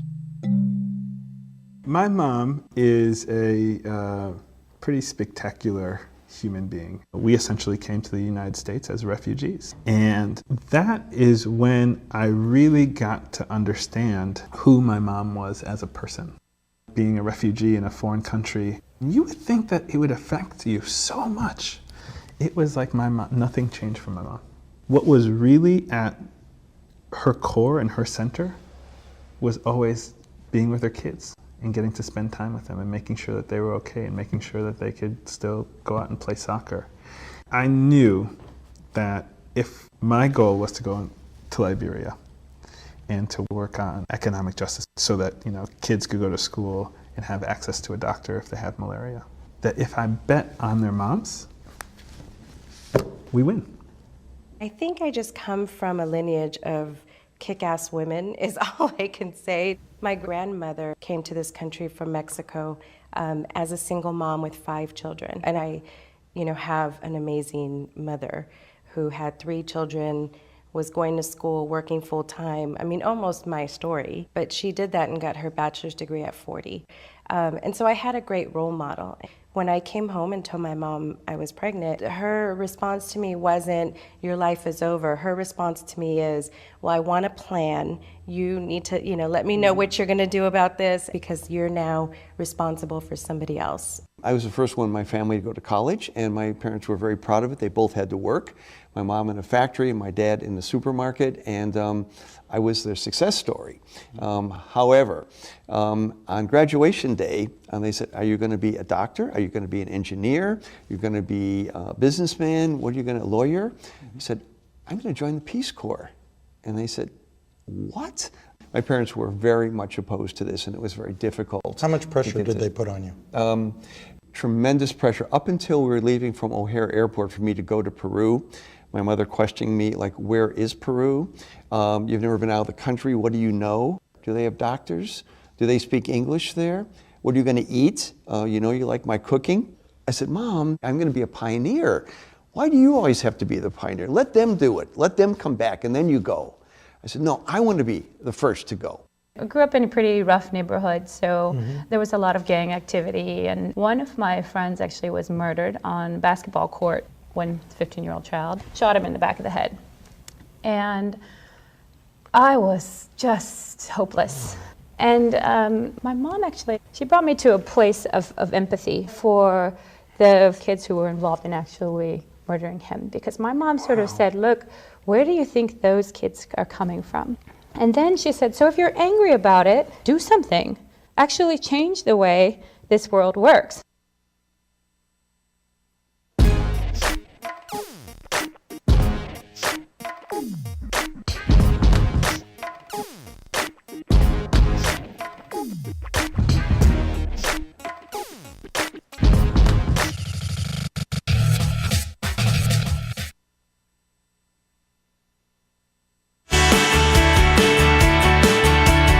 On your radio, on TV, and online. This is The Bill Press Show. Hey, here we go, 25 minutes after the hour. It is a Thursday, April 24, coming to you live again from our nation's capital, The Bill Press Show. You know the team by now, I think. You know, it's not just me. It takes a village here to get the Bill Press Show on the air every day. Peter Ogburn and Lisa Murphy. Yes, indeed. Alicia Cruz and Cyprian Bolding. But, you know, we found out we just weren't getting all the work done. It was just too much every day that I just wasn't satisfied with the delivery here. So we had to reach out and add to our team this morning. And fortunately, because it is Bring a Child to Work Day, we found the perfect solution. His name is Gray Ogburn, the latest member of our team. Good morning, Gray. Good morning. Nice to see you. Thank you for coming in. Yeah. Thank you for letting me come in. Oh, very good. What time did you have to get up this morning? About 4 a.m. Whoa. Ooh. Is that the earliest you ever got up? Just about? Yeah, pretty much. I think that's the earliest we've ever had you get up, dude. Yeah. So, you know, we've been on the air now for like an hour and a half. Yeah. How do you like it so far? Good. Good? Huh? You learning a lot? Yeah, a lot. Oh, good. It's gonna be good. You can go back to school. You can tell your kids all about Obamacare. Mm-hmm. Right? You can tell all the third graders all about Bundy Ranch. You're in the third grade? Yep. Wow. You know, when I started here, the job, when I took the job, he was 3 months old. That's how long we've been here. Yeah. You really had to say that, Dad. Sorry. So, you know, your dad works in TV and radio. Is that what you think you'd like to do? I kind of want to be an architect. Do you? Oh, good. You mean like for houses or for like big office buildings or bridges or stuff? What do you want to? Both. Really? Oh. Diversify. I like it. Keep your hand a little bit of everything. Yeah. You know what you're going to have to do though? You're going to have to make a lot of money, right? Yeah, so you can I know. take care of your Yeah, dad. you'd have to take care of me. Yeah. Oh, geez. And where's your brother? He had to go to school today. He's either at school or whining about something. Yeah, he's probably whining. Whining about the fact that he couldn't come with you, huh? That's it. Yeah. Okay. Talk about Obamacare.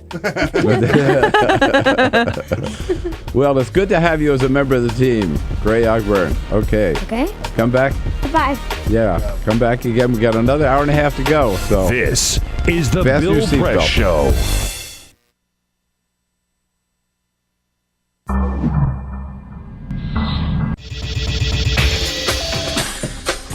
Tune into Free Speech TV for Democracy Now!, a national, independent, award-winning news program bringing you people and perspectives rarely seen on corporate media.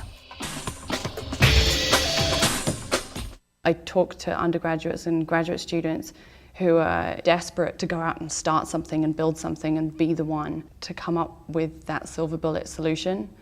And I just want to say, slow down. Our social entrepreneurs are people who have been on the front lines of social change. I've learned so much from talking with them. This is Cafe Impact, and I'm Jonathan Lewis.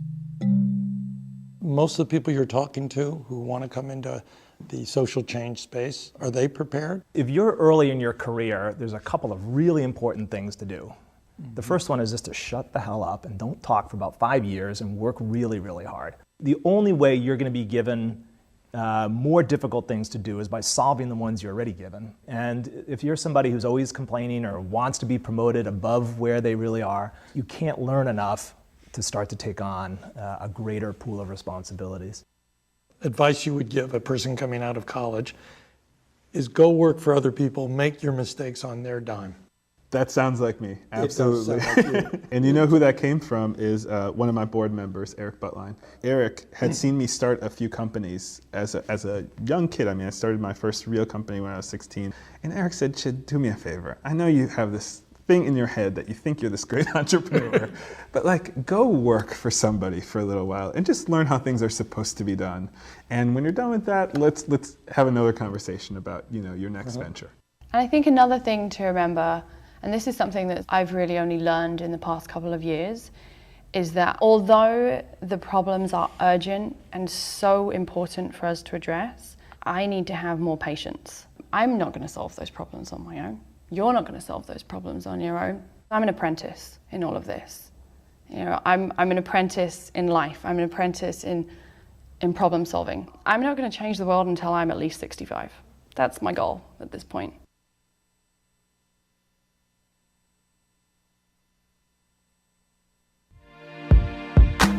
California, or the Golden State, has been in the midst of a 3-year drought, and this year, some scientists predict could be the driest in 500 years. Governor Jerry Brown declared a state of emergency in January and in February of this year. The world's 10th largest economy, California is also the United States' top agricultural producer. Half of all our fruits and vegetables come from California. The Golden State is not the only place on the planet struggling for this vital resource. In December 2013, the World Resources Institute found that 37 countries face severe water shortages. Free Speech TV would love to know what you think about this fight for water, especially if you're from the Golden State. Please call our comment line at 1-888-378-8855 or email us at comments@freespeech.org to let us know your thoughts. Tune into the Thom Hartmann Program, a live broadcast featuring the nation's #1 progressive talk show host. Phones open at 3 p.m. Eastern, only on Free Speech TV.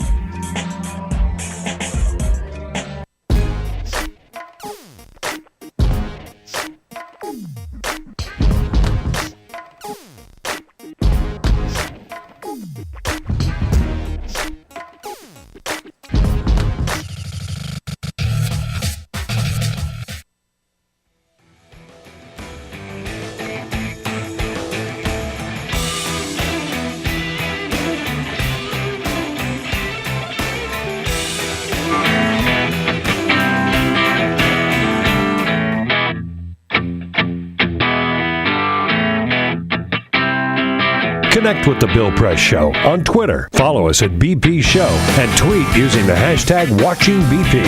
This is The Bill Press Show.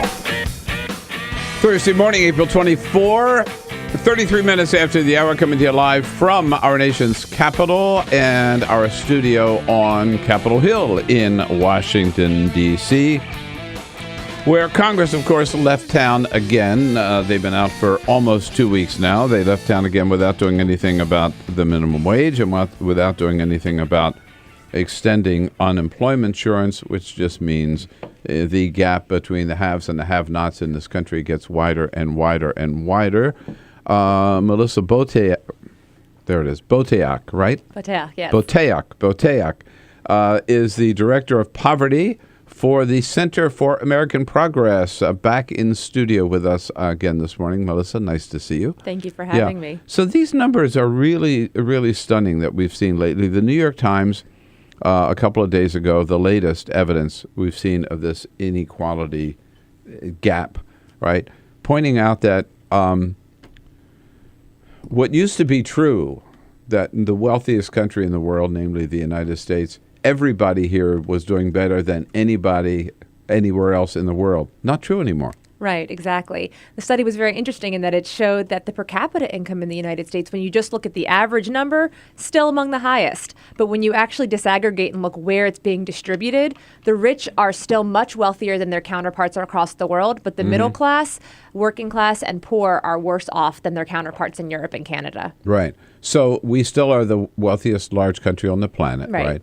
Our economy is doing better than most other economies, right? Or at least as well, right?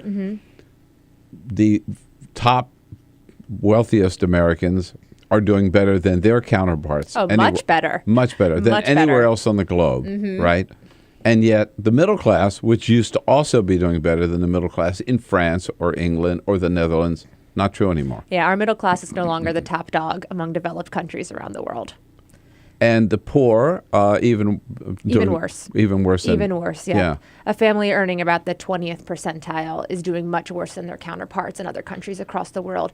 And what's interesting is this takes into account, it's not just your income, it's government benefits and it's taxes as well. So one of the things the study noted is that when you look at just income inequality in the United States is bad, but it's not, horrifying. But when you add in the fact that our social welfare system is much less generous, and we tax the wealthy at lower rates, the inequality is exacerbated relative to our peer countries. Yeah. Well, I was at a book signing last night, and the speaker, actually, Sister Simone Campbell, who has a new book out. She's a good friend of I was there our too. program. Were you there? I didn't see you there. And our book is A Nun on the Bus, and we'll have her in soon to talk about the book. She said, well, one thing that's really great is we're talking about poverty in this country now, again. Well, some of us are. I don't think it's dominating the political conversation. But even though some people are talking about it, we're not doing anything about it, are we? I mean, that's your work at the Center for American Progress. What do you see? Well, I think coverage of poverty has gone up, and that's the first step, but it's not the end. We need to see the quality of coverage picking up as well, because a lot of times what we see in the press is the poor referred to as sort of the other. It's this group of people that's separate from the rest of us who are readers, when in reality, actually this New York Times article I thought did a really great job of thinking about how the erosion of the middle class and how the plight of the poor is a problem for everybody, and how those two trends are really interconnected with each other.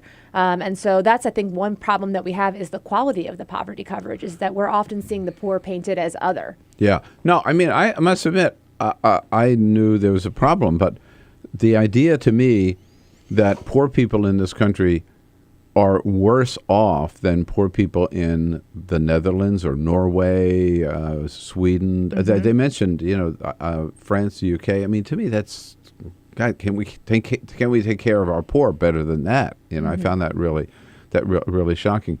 And the other coverage recently in the New York Times, there was a front page story on West Virginia. Right. And the pockets of poverty there that were pretty appalling. And these two stories are actually very interesting complements, because the one on West Virginia, on McDowell County, is sort of about this deep and concentrated poverty that is, it represents a share of the poor, but it's not the main share of the poor. And sort of the problems that are plaguing these persistently poor county, lack of jobs, lack of capital. But then you look across the country at sort of the working poor and people who are struggling on low wages and people who are just hovering above the poverty line. And this other New York Times article we're discussing, where we compare with the other country, really gets at some of those broader issues that are plaguing people all the way up to the middle class. And I think that they're important complements in that way, because it's important to discuss both kinds of poverty. A related story, I noticed this morning. This is from the Washington Post. 1.6 million Americans don't have indoor plumbing. Isn't that stunning? Yeah. This country. 2014. Right. Mm-hmm. And where are they located, Peter? Did you? Well, counties along the Rio Grande in Texas, a smattering of counties in Appalachia, particularly in eastern Kentucky and western Virginia, and the southwestern portion of Alabama. It's amazing. Yeah. In the United States. Right. And I mean, that's got to be the only reason they don't have it is they can't afford it, right? I mean. And lack of infrastructure. A lot of these counties, or a lot of these very, very persistently poor areas that haven't been developed in for years, may not have the infrastructure. All right. So what are we doing about it? So not much. Yeah. I mean, I have to say first and qualify that without the social safety net we have in place, poverty would be twice as high.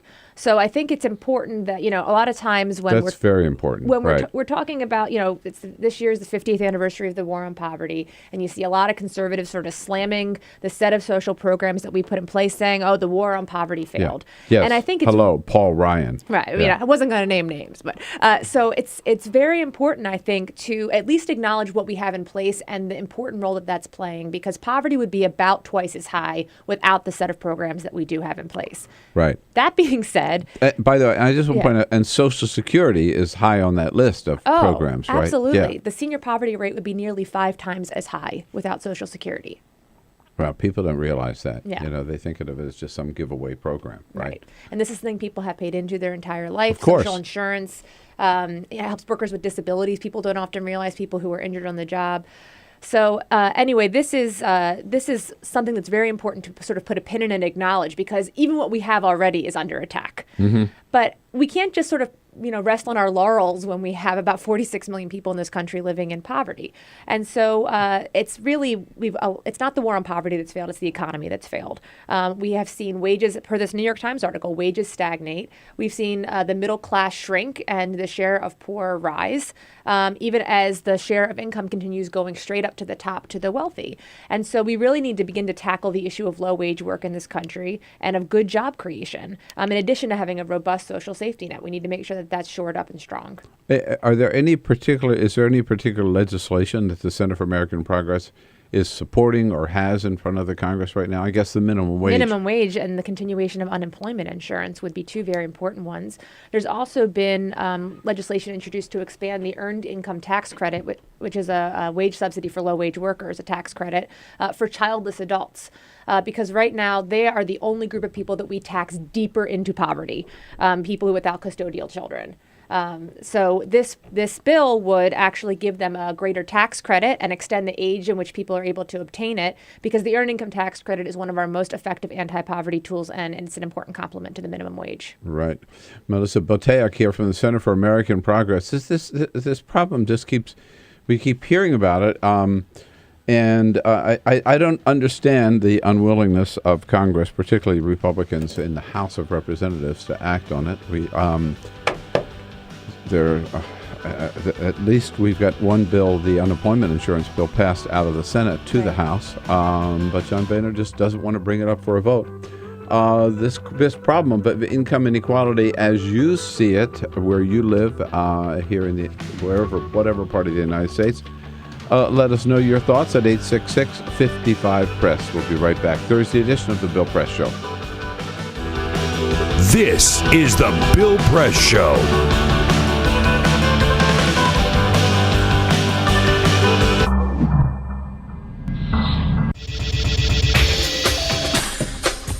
Tune into Free Speech TV for Democracy Now!, a national, independent, award-winning news program bringing you people and perspectives rarely seen on corp media.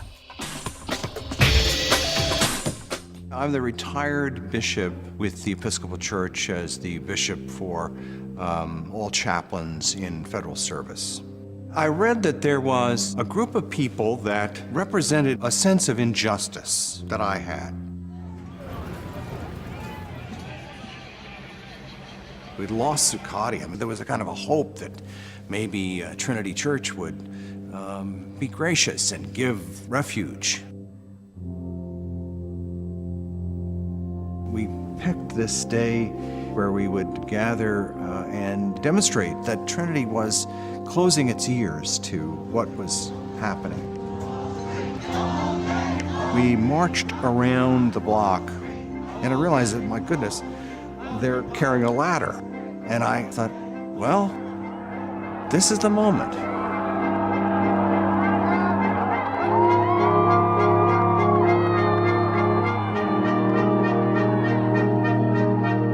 You could feel a spiritual presence. You could feel a certain something.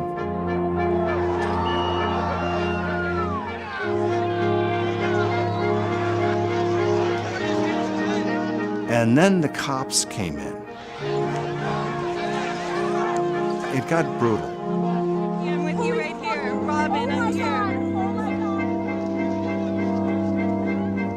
The church needed, in this moment in history, to stand alongside of these protesters. The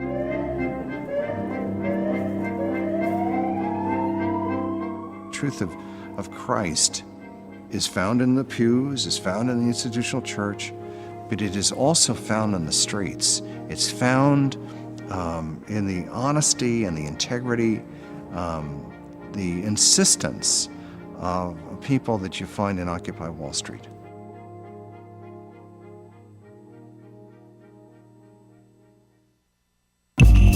Tune in to Gay USA with hosts Ann Northrup and Andy Hum for in-depth coverage of lesbian, gay, bisexual, and transgender news. Watch Gay USA every week, only on Free Speech TV.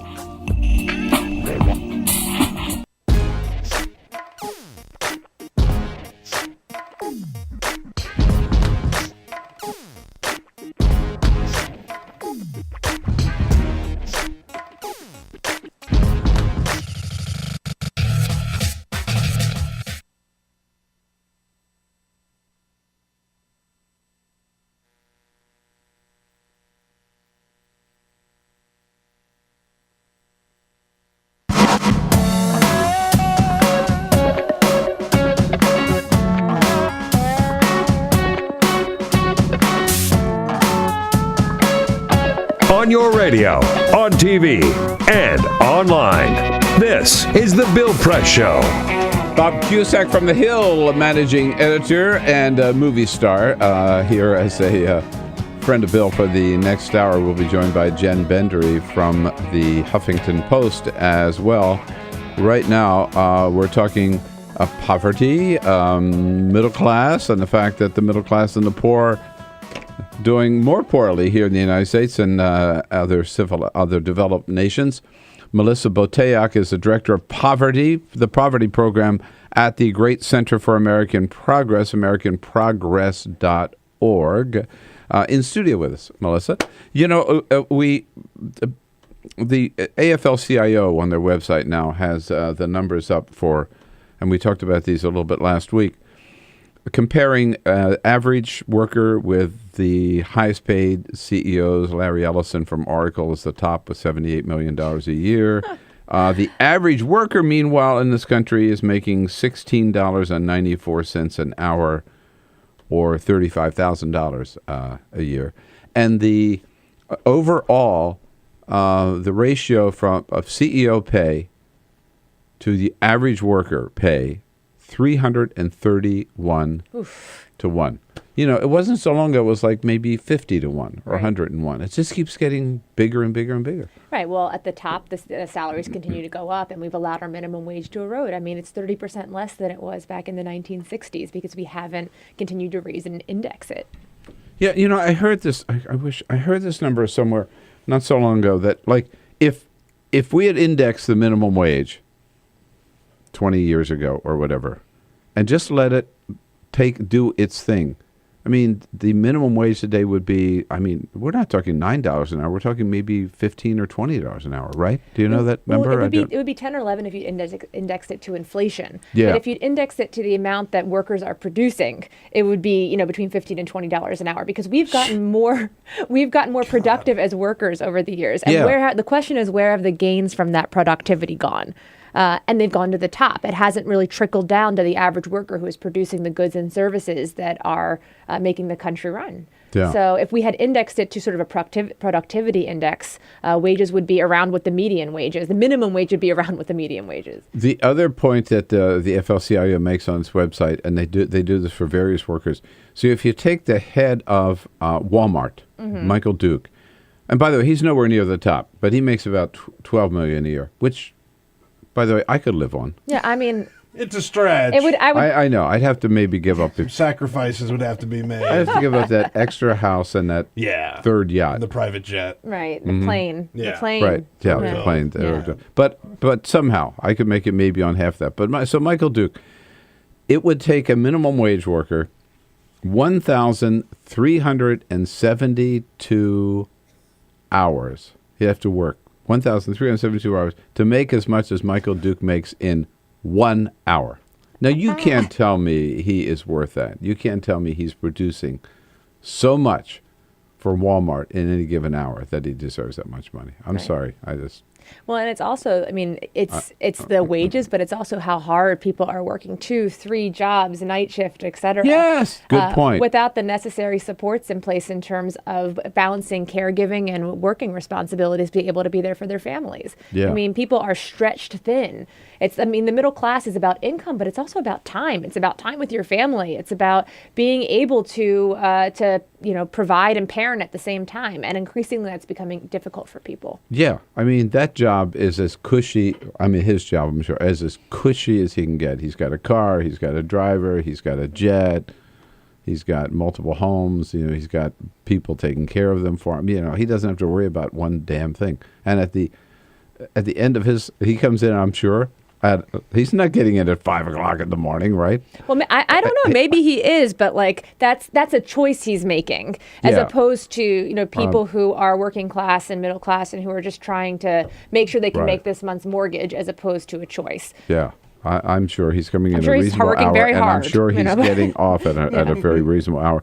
Now, one other aspect. So we talked about the minimum wage. We talked about the unemployment insurance as two measures that might be able to even things out a little bit more.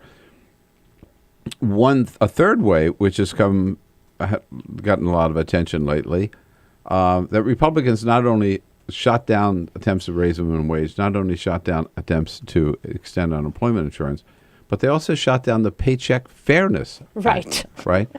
So let's make sure that women, particularly, remain in poverty. Yeah, I mean, 2/3 of families rely on the mother's income as a breadwinner. This isn't just extra money. This is like bread and butter. You need the mother's income. 2/3 of American families today? Yes, mothers are breadwinners or co-breadwinners in about 2/3 of American families. The American family has fundamentally changed in the past 50 years in that regard, and our policies have just not caught up. In addition to, women only earning on average 77 cents for every man's dollar, we're the only developed country in the entire world with no paid family leave, no paid sick days, and really, comprehensive child care to enable people to balance these caregiving and working responsibilities in a sustainable way. It's people are stretched thin. What is the family? I thought the Family and Medical Leave Act gives you unpaid leave. That's for companies of a certain size and Right. workers with a certain work history. It only covers, it doesn't cover the full workforce, Right. and it's unpaid leave. So it's job protected 12 weeks. But a lot of workers can't afford to take 12 weeks off because at the same time that you're losing income, you're being hit by the expenses of, healthcare bills, diapers, formula, all the new expenses that come with a young baby. And a lot of people just can't afford to take off more than a few days or weeks in order to meet those new expenses sustainably. It would be great in this midterm election year if these issues were the issues that people were talking about. We talk about family values. That's family values right there. No, and absolutely. It's not just values, it's good economics. We actually did a study as CAP with the Shriver Report. We commissioned a number from the Institute for Women's Policy Research. We said, what is the gender pay gap costing our economy? We know it's good policy, we know it's good values, but what does it mean to people who aren't affected by it, per se? $500 billion. It's the gender pay gap in this country is costing our GDP nearly $500 billion. And if we were to close the gender wage gap, we would cut the poverty rate for working women and their families in half. So this is the kind of economic impact we're talking about if we were to close the gender wage gap. Yeah, and these are the issues we ought to be running on this year rather than trying to repeal Obamacare. By the way, I would add that to another anti-poverty or anti-poor measure, right? Oh, so thinking absolutely. That take away any opportunity that they now have to get health insurance, which they've never been able to afford or have access to in their lives, right? Absolutely. I mean, the Affordable Care Act, the Recovery Act, this administration has done a lot of things to help low-income people. It's a war on, talk about, we don't have a war on poverty, we have a war against the poor today, unfortunately. Hey, Melissa, great work. Thanks so much. Thanks for having me. Best of all of our friends over at CAP. And we'll be right back. I'll tell you what the president and the vice president are up to today. This is the Bill Press Show.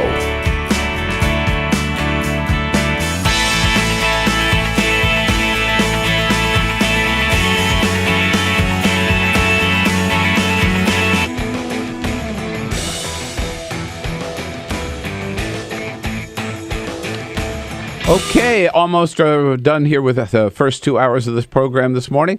But big hour number 3 coming up. You don't want to miss it, so you switch over from Free Speech TV. You have to, unfortunately, to our video stream at TawkrTV, youtube.com/TawkrTV. And the next hour, Bob Cusack, managing editor for The Hill, will be here with us for the entire hour as a friend of Bill. We will be joined by Jenn Bendery, who covers Congress for Huffington Post. The two of those, nobody knows The Hill better than Bob Cusack and Jenn Bendery. Stay around for hour number 3 on TawkrTV.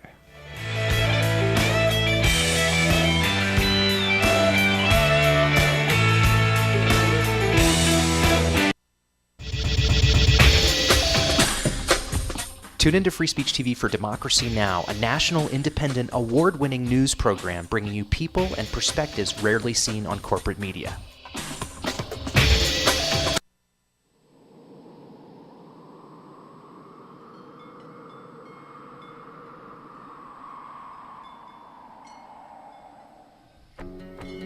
I probably would make a time machine. I would make medicine for the sick. I'd probably invent something new.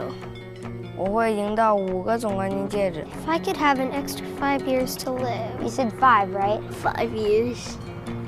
That's a long time. I would try to fix everything I did bad. I would bring my uncle back because I miss him very much. I would get more hamsters. I would probably want to go looking for dark matter. I think I'd go looking for aliens.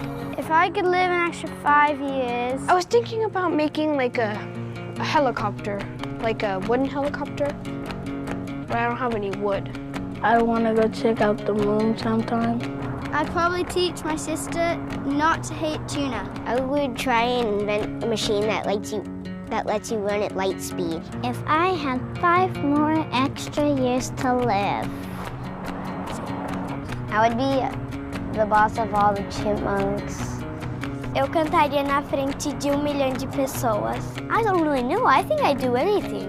Why are you asking me that?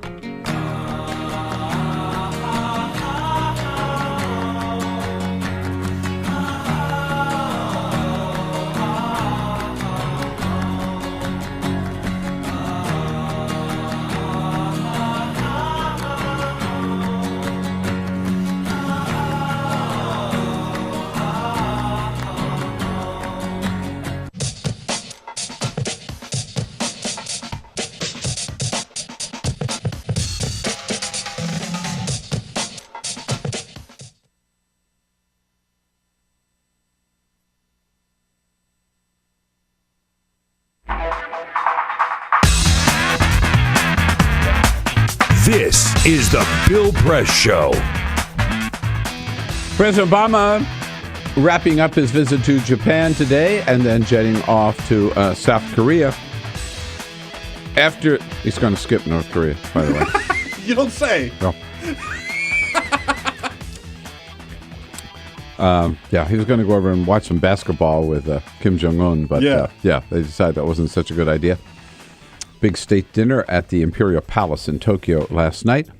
And while he is gone, the Vice President Biden, he's in charge. He is going up today to Woodbury, New York. In Woodbury, New York, he'll be attending a fundraiser for Congressman Steve Israel at the Crest Hollow Country Club. Then the Vice President heading back to Wilmington, Delaware. No briefing at the White House today. Jay Carney will be meeting with reporters who are with the president in Japan. We'll be back with Bob This Cusack is the Bill Press Show.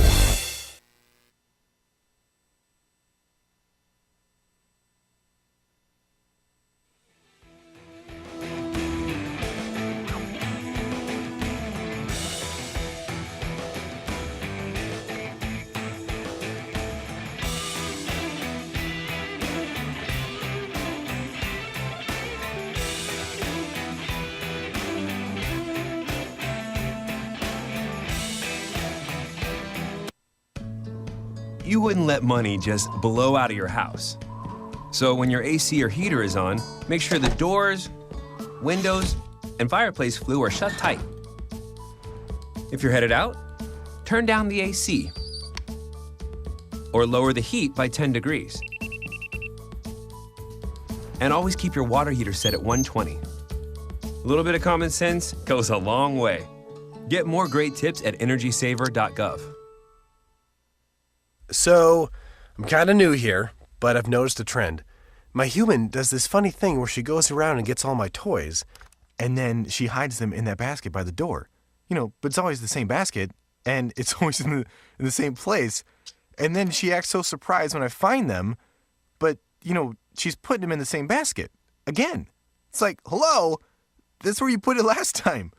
You were the worst at hide and go seek.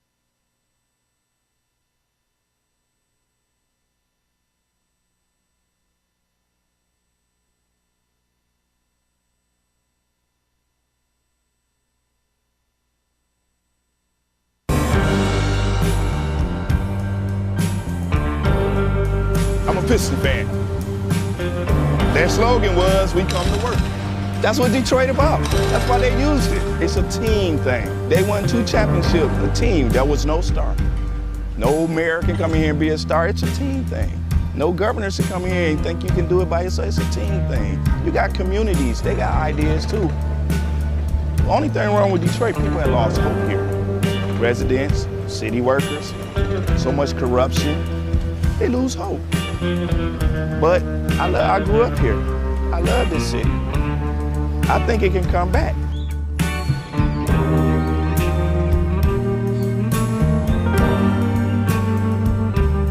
I've been working for the city 24 and a half years. Within the last 10 years, we took 4 pay cuts, and then an additional 10% wage cut. I've lost a home. When you take all of the decisions out of the city of Detroit, all of us, then what do you have? Exactly what we got, a lot of problems. Every time the city seems to fall into a problem, it's always on the backs of us workers. You wake up out of a dead sleep and you jump behind the wheel and take off driving and try to get everybody there safe, not knowing really what you're pulling up to, not eligible for Social Security. So the pension is my sole salary at this point. We've been in business here 39 years. We've seen a lot of changes in Detroit.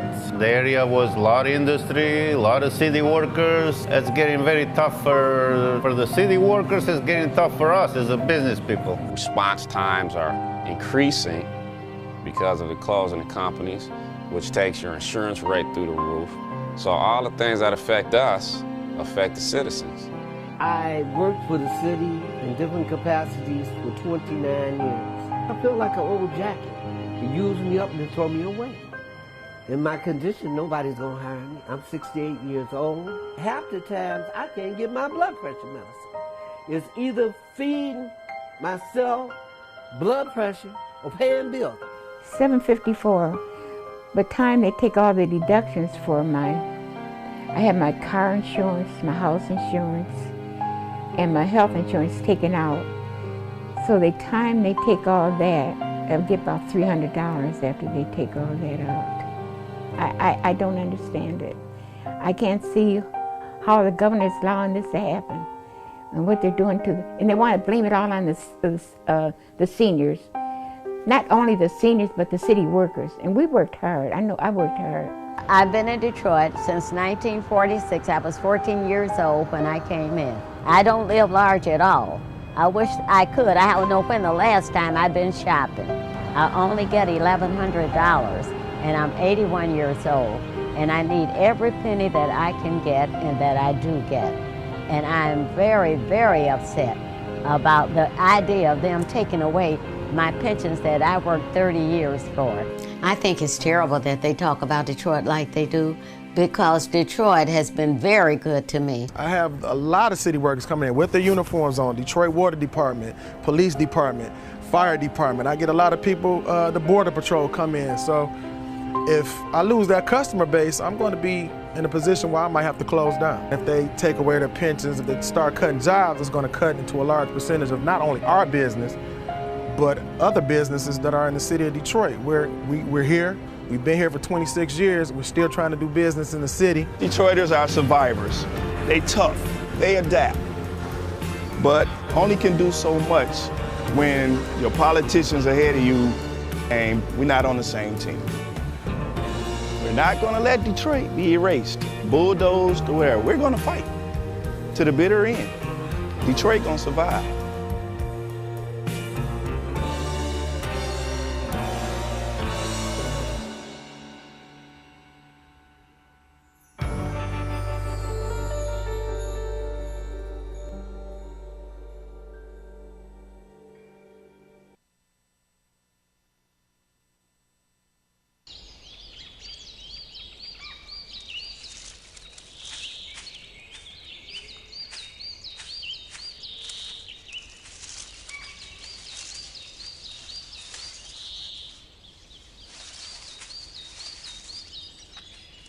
At Earth Justice, we defend the environment in the courtroom.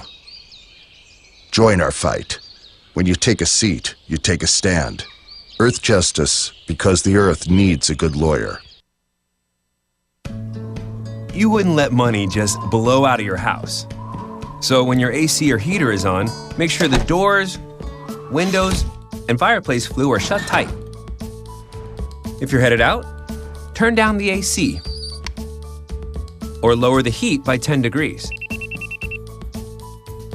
And always keep your water heater set at 120. A little bit of common sense goes a long way. Get more great tips at energysaver.gov. On your radio, on your TV, and online. This is The Bill Press Show. 30 years later, is it time to lower the drinking age if you can put on the uniform and serve in the military at 18? Why can't you buy a beer? Hey, good morning, everybody. April 24 and Thursday, The Bill Press Show, coming to you live from Washington, D.C., our nation's capital, most powerful city on the planet, and our studio right here on Capitol Hill in the heart of the action, well, where there sometimes is action. Not this week. House and the Senate's still out of town. President Obama's out of town. Joe Biden's out of town. Who's in charge? I am. Great to have you with us today on your local progressive talk radio station. Thank you for joining us. And we welcome all of our viewers worldwide on our video stream at youtube.com/TawkrTV. And, of course, all of you TV fans will be thrilled this hour for a real live TV star in studio with us. Oh, boy. Here he continues. Straight, you knew this was coming. Yeah. I mean, come on. Straight from the Veep, Bob Cusack. Hello, Bob. How are you? Good morning. Good morning. Yes. Yeah, he has a part-time job as managing editor of The Hill. Yeah. It was very tough. He came in. He wouldn't let anybody look him in the eyes. No eye contact with Mr. Cusack. Yes. I want brown M&Ms. Yeah, so when I only leave, brown please. M&Ms. Yes. Yes. Yeah. Uh-huh. It was. I've been taking crap pretty much for a week and a half now. Well, I want to welcome you as my union brother. I'm sure you had to be part of SAG-AFTRA to have a speaking role on television. Absolutely. It's as you know, the catch-22. You can't get one unless you're in the union. Yeah. But how do you get in the union is tough. But yeah, no, I've been a SAG member since 1970 when I was in a Pampers commercial. So this was my biggest role since then. Is there video of that? No. They didn't have VCRs back then. Before Peter. the social media? Yeah. Damn. We'll find that video. And the next put a bounty out for that video. And the next time you come in, anyhow. So Bob had a speaking role in last week on the Veep. Yes. Second episode of the very year. Good job. Yeah. No, where it was a lot of fun. Where did you film it? We filmed it in Columbia, Maryland. That's where the set was, and so I played a pro. Because it looked like you were in the Congress. Yeah. No. It's basically her hallway, and it got late in the show, and I had told a lot of people that I was going to be in it, and I'm like, wow. It's like 6 minutes left in the show, and they did cut a decent amount, but I made the cut, so I was pleased. That's always the first challenge. Yes, you never know if you're going to end up on the cutting room floor, but the reaction has been great, and it was a great experience. The cast was very cool. Mm-hmm. It is the funniest show on TV right now. It's so smart. good. Yeah, it's smart. The writers are great. It's hilarious. Yeah. It's so good. And it was so intimidating because I am a fan of the show. So then I had like hours to learn my 5 or 6 lines, and then when I got on the set, in one of the first dress rehearsals, my mind went blank. Oh no! I'm like, really? Line. Yes. Oh no! And when the cameras got rolling, I did okay. But the first one, I had kind of sensory overload, and it was a little intimidating. But they made me feel very comfortable. So that's so funny. Yeah. Well, they're used to dealing with amateurs all the time. Yeah, exactly. But I'm used to being an extra. When you're an extra, they say you don't even look at the stars. And this time, like Tony Hales won an Emmy last year, and Julia Louis-Dreyfus. I mean, they come up to you and they're very friendly and try to make you feel, because they are the pros. Yeah, that's very. I am not. I remember my one speaking line in a movie. Right, a friend of mine who was a director of a movie. You would do that. Wait, I'll think of it. Oh, damn! It's right on the tip of my tongue. It was an action movie. Yeah, it was an action movie, Hollywood. But so a friend of mine was a director, and he said, "Hey, I'd like you to play a role in this." I said, "Sure." And it was a group of reporters coming out of a house where there'd been a murder in the Hollywood Hills. You know? And then he said, "You know what? I need you." Then so I was just part of the scrum of reporters, and then he said, "I need you to play a reporter here, right?" Okay. Okay. And I said, "Well, what do you want me to say?" And he said, "Well, if you covered the story, what would you say?" And I said, "I would just say, this is Bill Press live in the Hollywood Hills. Back to you in the studio." He said, "That's it. Say that." That's what you did. Yeah, that's what I did. By the way, the movie is Out of Bounds. Out of Bounds. Out of Bounds, starring Anthony Michael Hall. How did you find that out? Wow, IMDb, baby. You're all over the place. Yeah, right. So, and I still get a royalty check, but the royalty checks get smaller and smaller. I think the last one was less than $1. Is that right? Yeah. No, I've been told of this because I have not experienced this, but I hear there are small checks heading my way. I also did the Golden Girls. I was at a Golden Girls. Were you really? Once. Yeah. Is there tape of that? There's got to be, right? Got to be. Yeah. Got to be somewhere. Yeah. Wow. Well, I know what I'm up to today. So, fellow movie star. Yes, absolutely. This is the Power Hub. Hollywood phonies here. DC. By the way, we have these other guys around, Peter Ogbar and Elisa Murphy. I mean, forget them. The little people. The little people. Alicia Cruz is on the phones and Cyprian Balding on the video cams. And our new cast member today, I know you met our latest member of our cast, Gray Ogburn. Yes, here. I was talking to Gray. Yeah. I heard he was on the air. He was on the air, and he is awesome. He's keeping things running today here. Yeah. So we got lots to talk about with Bob, and then Jenn Bendery from Huffington. There he is, our latest member. Hello, Gray. Good morning. Hey, buddy. Nice to have you here. Okay. It's Bring a Child to Work Day. That's it. Bring your child to work day. Don't bring just bring your any child. child to work. Okay, all right. Grab one up the street. So Gray brought Peter to work today. Jenn Bendery from the Huffington Post is going to join us a little bit later. But first, this Great is Daddy. the Full Court Press. Yes, Steve, just a couple of other stories. Let's start with Veep because it's part of HBO. And, HBO Go is a great app. You can watch the HBO series all throughout the course of HBO. They have The Sopranos, 6 Feet Under, all these great series. Right. If you have an HBO subscription, you can watch it on your iPad or your iPhone or your Apple TV or whatever. Yesterday, Amazon Prime announced that it is joining forces with HBO. You can watch all of these shows on Amazon Prime now, including So smart. Veep with Bob Cusack, starring Bob Cusack. Marketplace, by the way, they took a look at all the content that you can now watch on Amazon Prime that's coming from HBO. It would take you 21 days, 23 hours, and 30 minutes to watch all of the content that they just put up on Amazon Prime. That's assuming you take no potty breaks. And talk about a binge watch. Huh? Yeah, exactly. AP, Associated Press, rocking the journalism world yesterday. They announced that you no longer are able to, that their reporters no longer able to abbreviate states within the body of the stories that they're writing. So there's no more ME for Maine or RI for Rhode Island. You have to actually write out Rhode Island or Maine or Arkansas or whatever. You can't use the abbreviation. Why? You can still... Who knows why?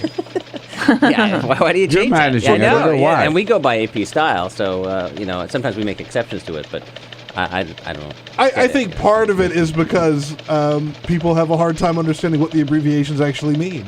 Some people don't know all their abbreviations. You can still do it in headlines of stories, but when you're in the actual text of a story, they're saying, no more. Spell it out.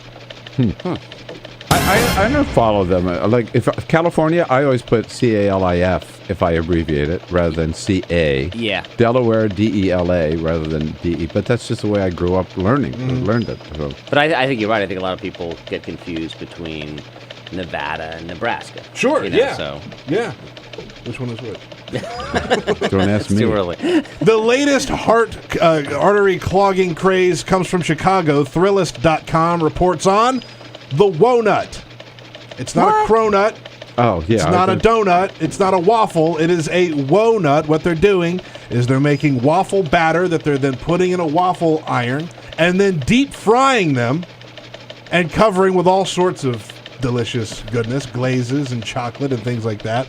You could get them in Chicago. There's a place called Waffle Cafe that's selling them. So for listeners and viewers at WCPT, go out and get yourself a Wonut and let us know how they are. Yeah, I would advise you not to get a Wonut. Maybe split one with someone. I would say go to Colatex Bakery instead. That's right. And get some really fine smoked salmon. That's it. They're not doing Wonuts. No, don't find them there. So Bob Cusack, the president is in Asia. He's ending his visit to Japan today.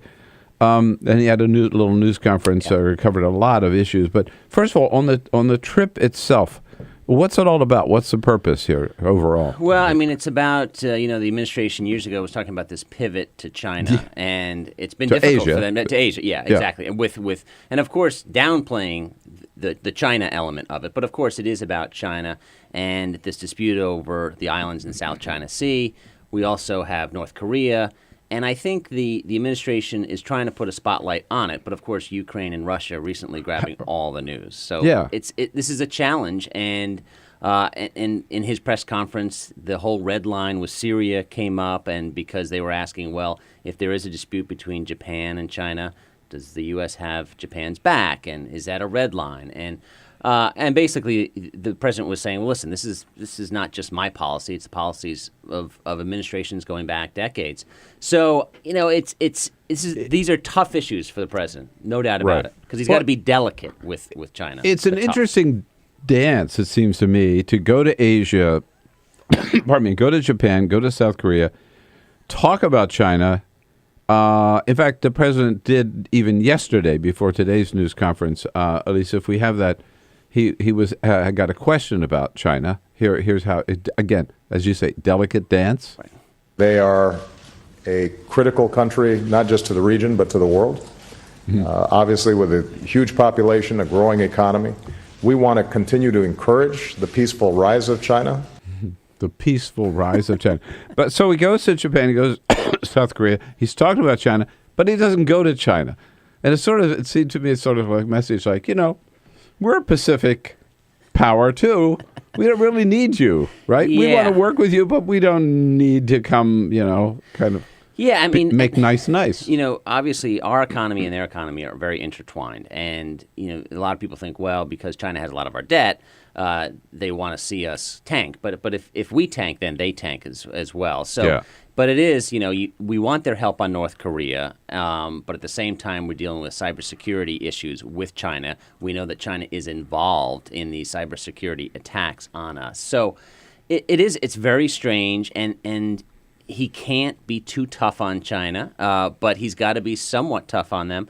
But on the same time, with North Korea, he wants China's help, but he also was saying basically he's not optimistic that North Korea is going to be changing any of its ways. Right. So it's this diplomacy over there, which is always difficult for, I think, any president. Now, as you mentioned, the president, if he thought by going to Asia, he was going to escape the problems in Eastern Europe or in the Middle East, he's wrong. They traveled with him. And so he was asked about the situation. Here we are in Syria, where suddenly use of chemical weapons again, at least in one village last week. Now they're investigating to see, who was responsible. But does it mean that whole deal is falling apart? He was making the case, and I thought it was a pretty good case that we haven't heard a lot, is that a lot of the chemical weapons in Syria, he said 87% have been dealt with. And already. And so basically calling that a success. And he says, the reaction from the United States can't always be a military one. And so, I think the administration has been reactionary. They certainly bungled the Syria red line. That was a bit of a fiasco for them. But he was making the case, listen, 87% of their chemical weapons have been put away and dealt with. It's not a complete success until we get the final 13%.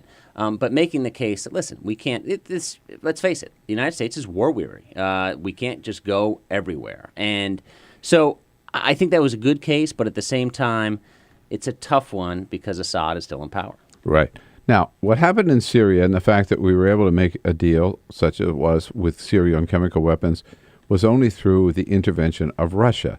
So now the other problem that the president carried with him is dealing with Russia in eastern Ukraine. Yes. But when you look at Syria and you look at Iran and Russia's role, that's one of the reasons why we have to be careful how we respond to Vladimir Putin, even with his outrageous kind of seizure of Crimea and attempts to seize part of East Ukraine. I think that Putin is unpredictable. I mean, the intelligence community did not know that he was going to go into Crimea. So that really caught a lot of people by surprise. A lot of lawmakers on Capitol Hill were kind of claiming victory when you had the uprising in the Ukraine and thinking that Putin was on the weak side. And then, of course, he shows, which all he knows is strength and power. And what he does next really is anybody's guess. And we have buildup on both sides of Ukraine and the Russia side and threats saying we're going to retaliate if you come and go against us. So this is another thing where it's intertwined, where Russia did help the United States and kind of bailed out President Obama when he was in that mix, when he wanted to go to Congress to get military support. And of course, 9 out of 10 lawmakers were saying, both on the Republican and Democratic side, no. So all these policies are intertwined, and that makes it very difficult. And it's not simple. And this agreement that we reached last week in Geneva, everybody said, breathed a sigh of relief. Oh, man, they're going to abandon the buildings, they're going to lay down their arms, and we're going to have an election. And yet nothing has happened. Yeah, it's got to be frustrating for the administration because every time they look like they've made progress on foreign policy, and to some extent the economy here, then there's bad news. So, now the agreement's falling apart, and certain parties are not abiding by it, or we have a bad jobs report, and that's where once they start to make traction, and I think they felt like they, as you said, they breathed a sigh of relief. Then all of a sudden, it's back to square one. Bob Cusack here from the Hill. Your calls, your questions, your comments. Join the conversation at any time. We'll be right back. Big news on e-cigarettes this morning from the FDA. 866-55-PRESS is the toll-free number. This is the Bill Press Show. Don't look at me. Your hair's a bit frizzy today. Aww, you should pick that up. Oh, you're such a dork. Loser. Here, let me help you with that. Oops. Every day, kids witness bullying. Oh, look. Your crush is looking at you. Poor you. They want to help, but don't know how. See, no one here's gonna help you, because no one Teach likes your you. kids how to be more than a bystander. Visit stopbullying.gov. If you drive buzzed, it could cost you around $10,000. You'll face major legal fees, major fines, and steep insurance penalties. You could lose everything. Nothing kills a buzz like getting pulled over for buzz driving, because buzz driving is drunk driving. When some people struggle with their mortgage payments, they become frozen, petrified. Not knowing what to do, they do nothing. But the people who take action are far more likely to get the most positive outcome. Making home affordable is a free government program. Call now to talk one-on-one with a housing expert about the options that are right for you.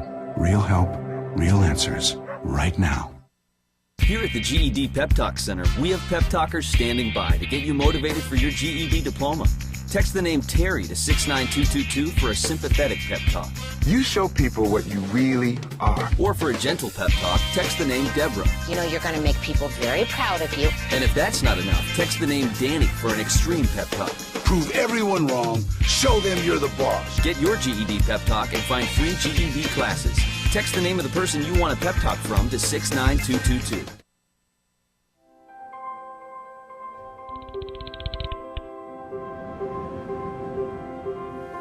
Did you see the world differently?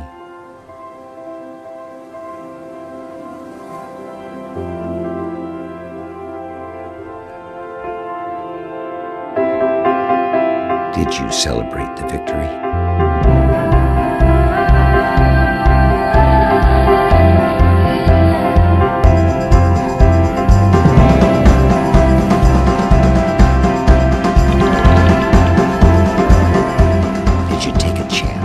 So today, I state clearly and with conviction America's commitment to seek the peace and security of a world without nuclear weapons.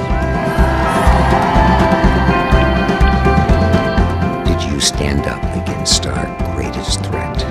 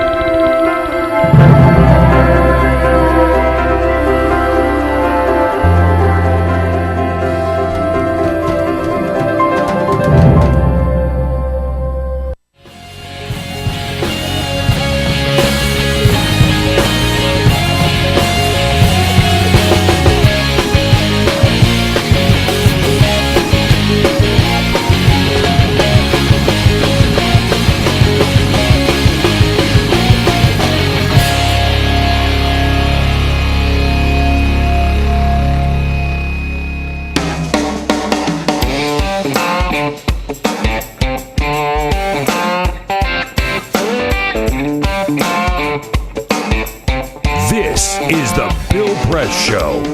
26 minutes after the hour with Bob Cusack from The Hill and Bendery from Huffington Post joins us in the next segment.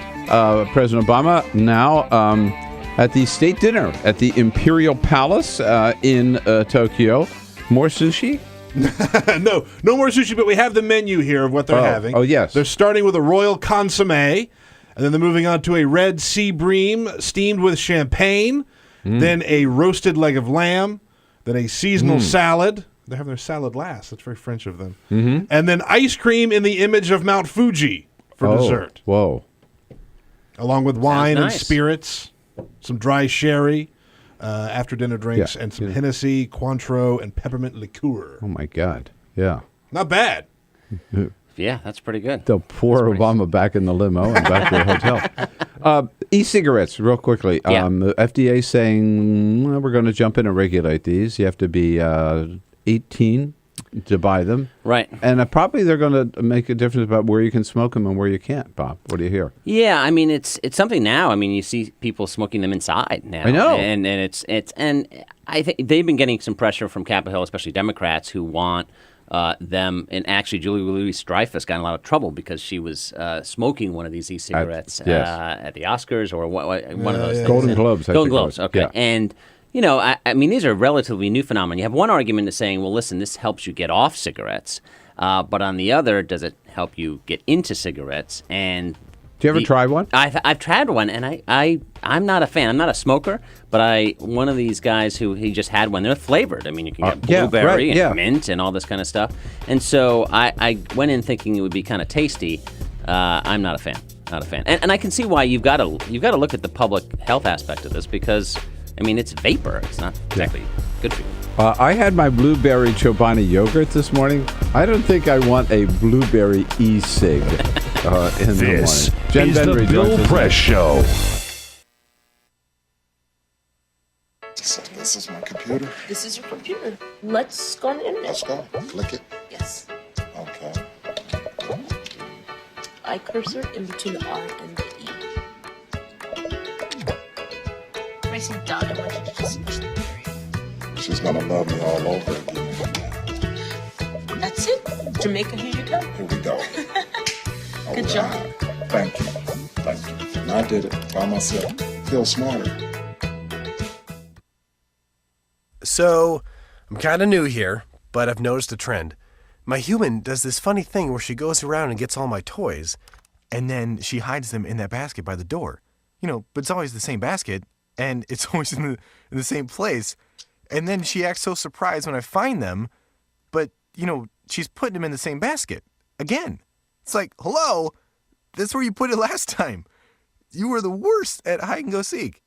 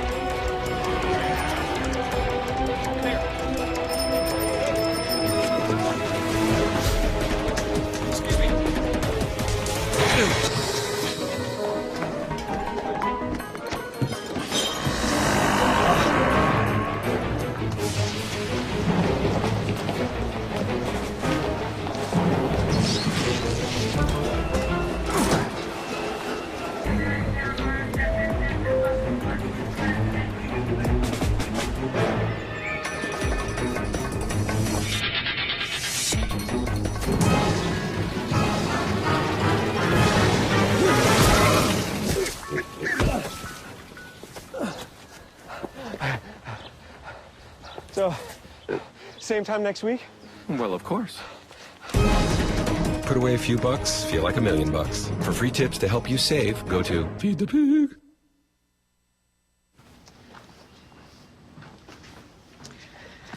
All right. I know this isn't any fun to talk about, but we should. Okay. So who's going to do what? I'll pack the dead batteries. Great. I'll only put what I don't need into a duffel bag. Perfect. That's totally unhelpful. No problem. Meanwhile, I will try to comfort everyone by speaking in a calm voice. And I'll try to get the generator going without any gas. Oh, let's not forget the cell phones, which probably won't work. Right. And who is going to handle supplies? I can forget to do a list for us. Thanks, pal. Well, I think we couldn't be any less prepared. I'm proud of you guys. Talk to your kids about who to call, where to meet, what to pack.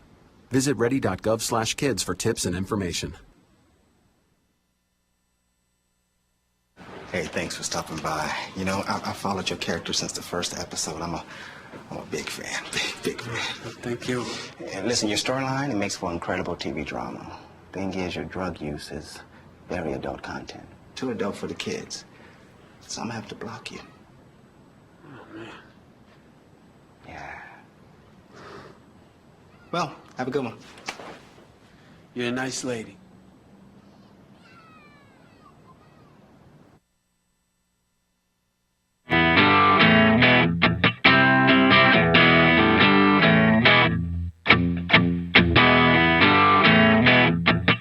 Connect with The Bill Press Show on Twitter. Follow us at BP Show and tweet using the hashtag WatchingBP. This is The Bill Press Show. Here we go. It's 33 minutes after the hour. What do you say on Thursday, April 24, The Bill Press Show? President Obama's out of town. The House is out of town. The Senate is out of town. The Vice President is out of town. Who the hell's left in Washington, D.C.? You got us, the three of us right here. Me, Bob Cusack from The Hill, managing editor. Here's a friend of Bill, and we are joined by another friend of Bill, Jenn Bendery from the Huffington Post. Hello, Jenn. Good morning. Hello, Bill. Right fresh from softball practice this morning. I love it. Yes, good. I am right out of softball practice. I don't know if people are watching this, but I look not very Of course dressy. they are, worldwide. Well, those worldwide viewers can see me in a hoodie with messy hair.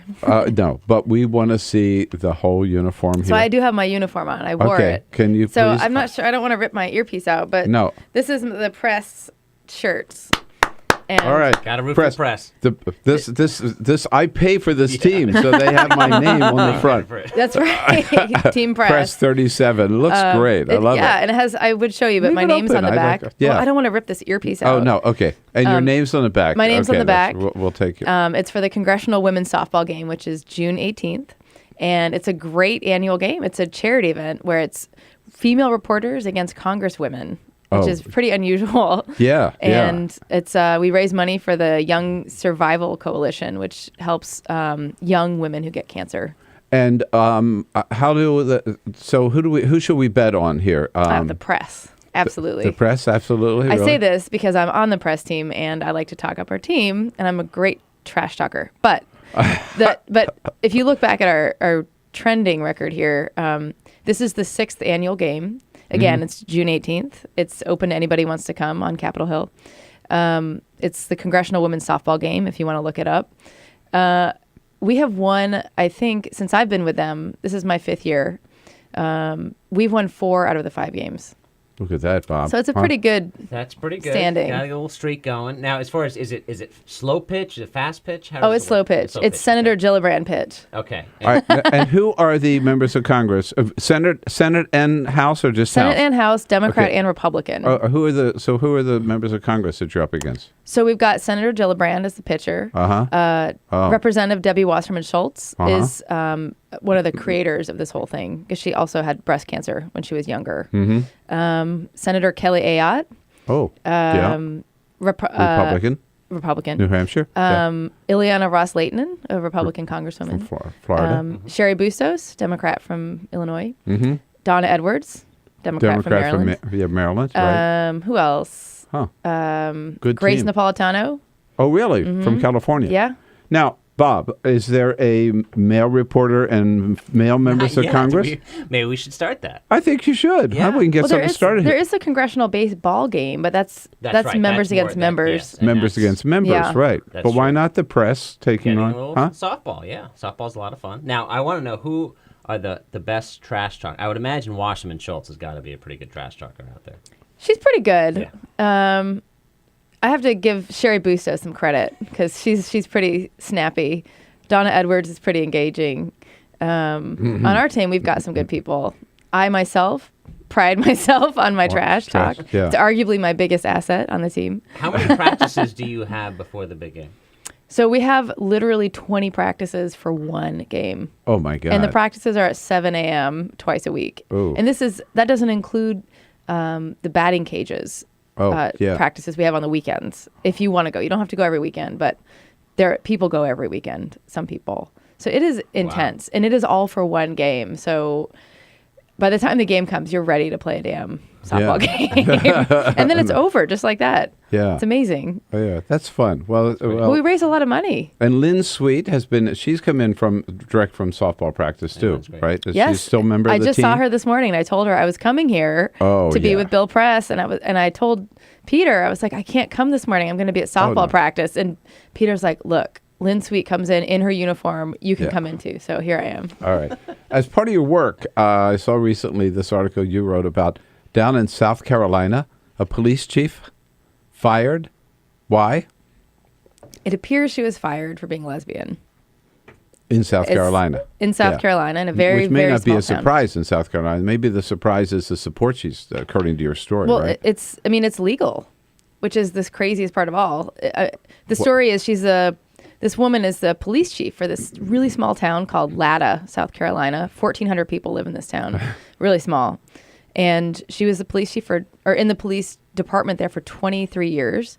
New mayor comes in a few months ago, has some beef with her, rides her ass. Can I say that on here? Sure. Yes, you just did. I think.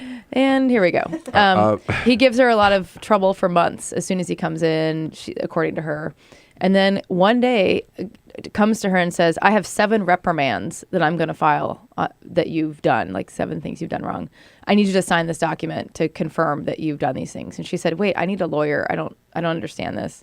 He's like, nope, you just need to sign it or you're fired. And she was like, I'm not signing it. I didn't do that. I didn't do anything wrong. He's like, okay, you're fired. And ever since then, it's been crazy. I mean, this was about a week ago. And again, she's been the chief for years. It's a really small town. Everybody knows her. Spotless record for 23 years. Does she have any like union protections? Or no, she's got nothing, man. And so she gets fired, and she just doesn't understand why. And then it's this audio tape surfaces of the mayor going on a tirade about how much he hates gay people and how he would much rather have a raging alcoholic babysit his kids than a gay person. And to be fair, the mayor did not come out and say, I'm firing you because you're lesbian. Yeah, but if you just look at the facts, look at what did happen, these reprimands that he issued all in one day and then fired her over are pretty flimsy. And the entire city council in this town is on her side. The entire city council. Wow. They just held a vote in town council to strip the mayor of some of his power and give it to the council so that they can take control of this and reinstate her as the police chief. So it's all in this really small town, not a story you would expect to be happening in a town like this, because it's not exactly a bastion of gay rights in Latta, South Carolina. But the amazing thing is that it's 2 things. One, it's that it sounds like he fired her for being lesbian. She's out. She's been out. Everybody knows she's lesbian in town. He's new. He's older. He doesn't like gay people. So one, it's pretty amazing that it's legal. He could just say, yeah, I fired her because she's gay. And that's legal. We don't have a federal law that bans that right now. We have a bill, the Employment Non-Discrimination Act, and it passed the Senate, and that would make it illegal to fire someone for being gay. But Speaker Boehner has refused to bring it up, so it's stalled. So again, the first thing that's weird or crazy is that he could have fired her because she's gay, and that's fine. It's legal.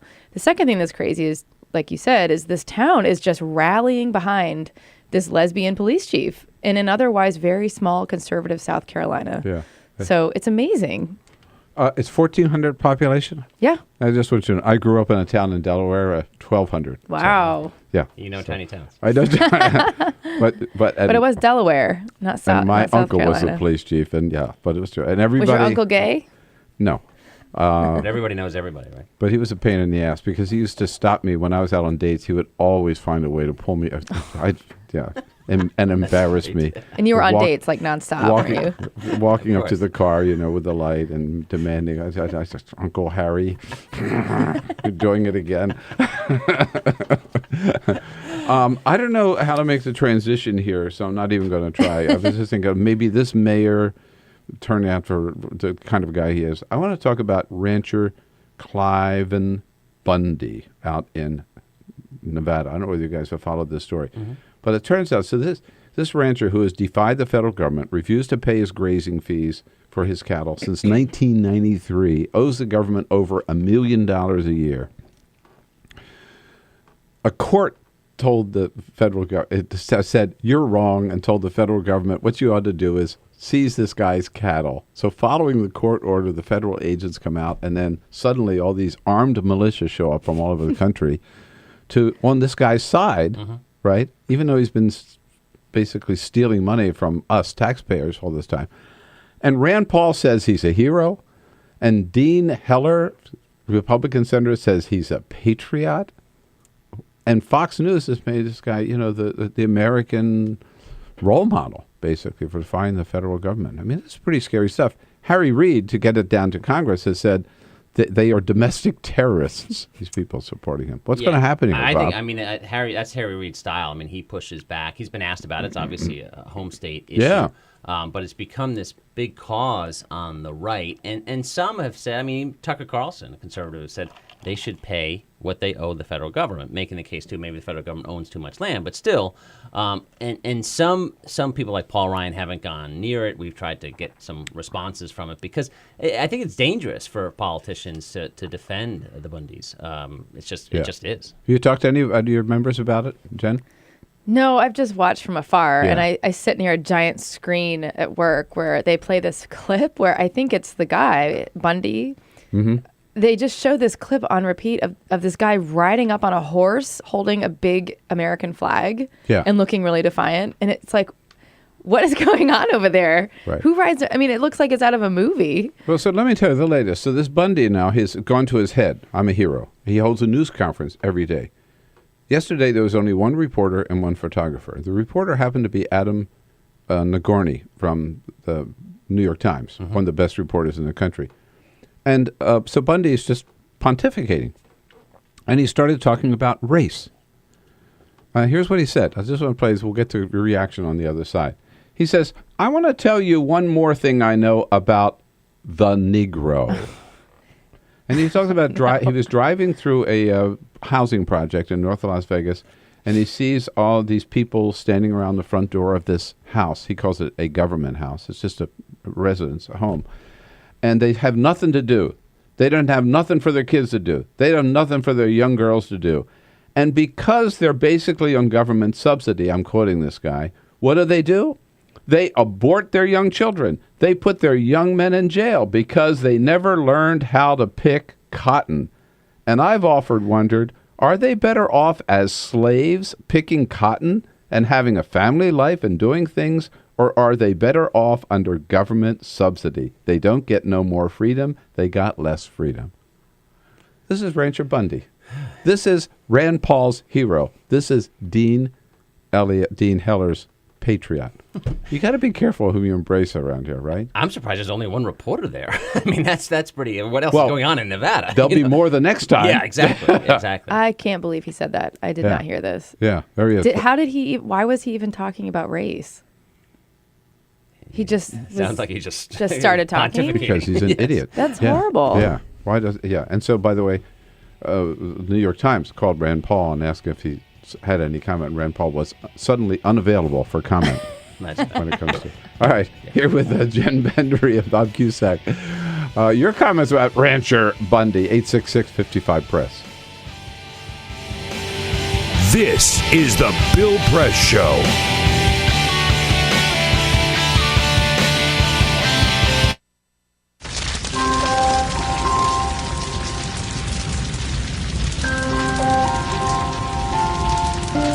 single ember that escapes from a wildfire can travel more than a mile. That single ember can ignite and destroy your home or even your community. You can't control where that ember will land, only what happens when it does. Get Fire Adapted now at fireadapted.org. Columbine, Virginia Tech, Tucson, Aurora, Fort Hood, Oak Creek, Newtown. Newtown, Newtown. Newtown. How many more? How many more? How many more colleges? How many more classrooms? How many more movie theaters? How many more houses of faith? How many more shopping malls? How many more street corners? How many more? How many more? Enough. Enough. Enough. Enough. Demand a plan. Right now. As a mom. As a dad. As a friend. As a husband. As a wife. As an American. As an American. As an American. As a human being. For the children of Sandy Hook. Demand a plan. No more lists of names. It's not too soon. It's too late. Now is the time. Before we all know someone who loved someone on that list. No more lists. No more. Who they might have been. No more. If we had just done something yesterday. It's time. We can do better than this. We can do better than this. It's time. It's time. It's time for our leaders to act. Demand a plan. Right now. Right now. You! Demand it! Enough. Enough. Enough. Enough.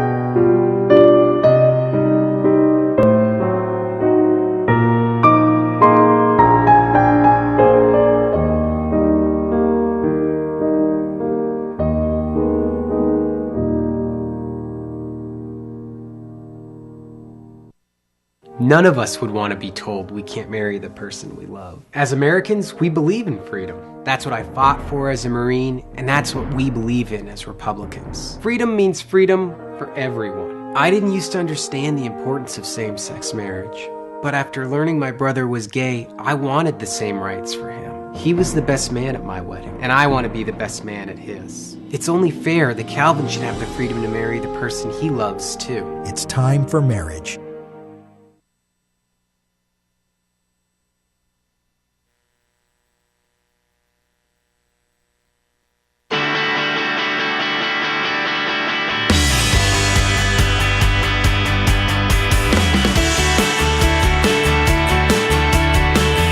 On your radio, on TV, and online. This is The Bill Press Show. 11 minutes before the hour, top of the hour here, with Bob Cusack from The Hill as a friend of Bill, and Jenn Bendery, another friend of Bill here from Huffington Post. We are the last survivors on the island here called Washington, D.C. this week. It's kind of nice, though, having them out of town, isn't it? You know? Traffic is lighter. There is no doubt. Traffic is lighter. You can get a seat in the restaurants, you know. Yes. And The ego level has dropped. oh God, yeah, has cratered the ego. And one thing that has had a lot of buzz here in Washington D.C. and Fox News has made him the new American hero is this rancher Cliven Bundy defying the federal government out in Nevada. I mean, what people I guess may not realize on public lands. There's a lot of logging activity, there's grazing activity, there's mining activity on particularly Bureau of Land Management lands, not national parks, thank God. And people pay a fee for doing so because we own this land. You know, if they're coming in and making a profit by mining it or logging it or grazing on it, then we got to get paid for that. And Cliven Bundy just refuses to pay. Other ranchers do. They've been doing it forever. Right? He doesn't, and now people are celebrating. Basically, he's a crook. He's a thief. Why should he be a hero? And then that's the problem where politicians and even would-be politicians like Sean Hannity, who've been talking about Bundy a lot. Oh, yes. You know, are if they associate with him, that could come back to haunt them down the road. Reminds me a little bit about how they embraced George Zimmerman. Such a Yeah, an American hero, too. And look what he's turned out to be. Let's say hello to Brian, guys, up in Syracuse, New York. Hey, Brian, good morning. Good morning. How you doing today? Good, thanks. What's your point? Well, my point is I'm neither on the left or right on this, but I'd like if you could just clarify for me. First, $1 million seems a lot, and the receipts that were produced. Well, first of all, it's been since 1993, and it's a year. No, 1993 that he's been not paying his grazing fees, and So it's up to $1 million now total. Yeah, that's what's reported in the New York Times, right? Because the claims were that it went from $15,000 a year to close to $1 million a year, and they were trying to bump him off his land. That may be Sean Hannity, but that's just not the case. That's not the truth. I don't know what the claim, and there are hundreds and hundreds of acres we're talking about. This property out there, I think it was 600 and some acres where the cattle were raised. But the point is, you don't get it for free, right? Right, and the administration's implementing the law. I mean, that's what they're doing now. Right. I mean, maybe they could have done it a little bit differently, but at the same time, like it comes down to you've got to pay these fees, and that's the law. And they took him to court, and the judge said, you got to pay these fees, and he hasn't paid them, so if he won't pay them, take his cattle or something. Enough of that, because I just want to get a final comment from each of you on, I have a feeling that the debate on Obamacare is shifting given the last 8 million. Now, Congress is not in town, so you haven't been able to talk to them for the last week or so, but do you get that same sense, Jen? Start with you. Or is it still the political hot potato? I think Republicans are probably going to try to find a new way to come at the same thing. I mean, they can't argue with the fact that they hit like 8 million, or is it 8.5 even after that like period of extra people came in. So they've got this huge number. They hit their goal. Sebelius is leaving. Congress is out for 2 weeks. It's like kind of a perfect period of transition. And I assume they're going to keep hitting on Obamacare all through the election, up until the elections. That's their number one thing. So if they can't hit it for failing to enroll people, now they're going to find a new way and say, well, maybe they're enrolled, but are they paying? Have they paid all of these people? Have they paid for 1 month? Have they paid for 2 months? You know, because you have to have them paying into the system in order for it to work. So I think they're going to find just a new tag for the same old. And Bob? I think there's been finally some good news for the administration on this. 8 million plus is a big deal. Now, the one thing to watch is what's going to happen with premiums over the summer. And that's where Democrats, President Obama gave that press conference and Republicans said he was spiking the ball. But he was saying, listen, 8 million is a significant accomplishment, which it is. He deserved to spike the ball. Exactly. Now, Democrats on Capitol have been a little wary of it because they don't know this law with bad rollout, website, Sebelius missteps. I think they want to talk about minimum wage. They didn't want to talk about jobs and the economy. But if there isn't another shoe to drop in premiums, I think there is no doubt about it that momentum has shifted. But that's one to watch, I think. Yeah, and I don't think Republicans are ever going to stand up and say, we were wrong. Obamacare is a good success. Never. Go out and sign up. No. The voters are going to have to decide it in the end, I guess. And they already did once in 2012. So good to see you guys. Thanks so much for coming in, Jen Bendery. Of course. Thank you. Go press team. Yes. Bob Cusack, always good to have you in. Thank you, Bill. Movie star. All right. I'll be back. We'll wrap things up Thursday morning. This is the Bill Press Show.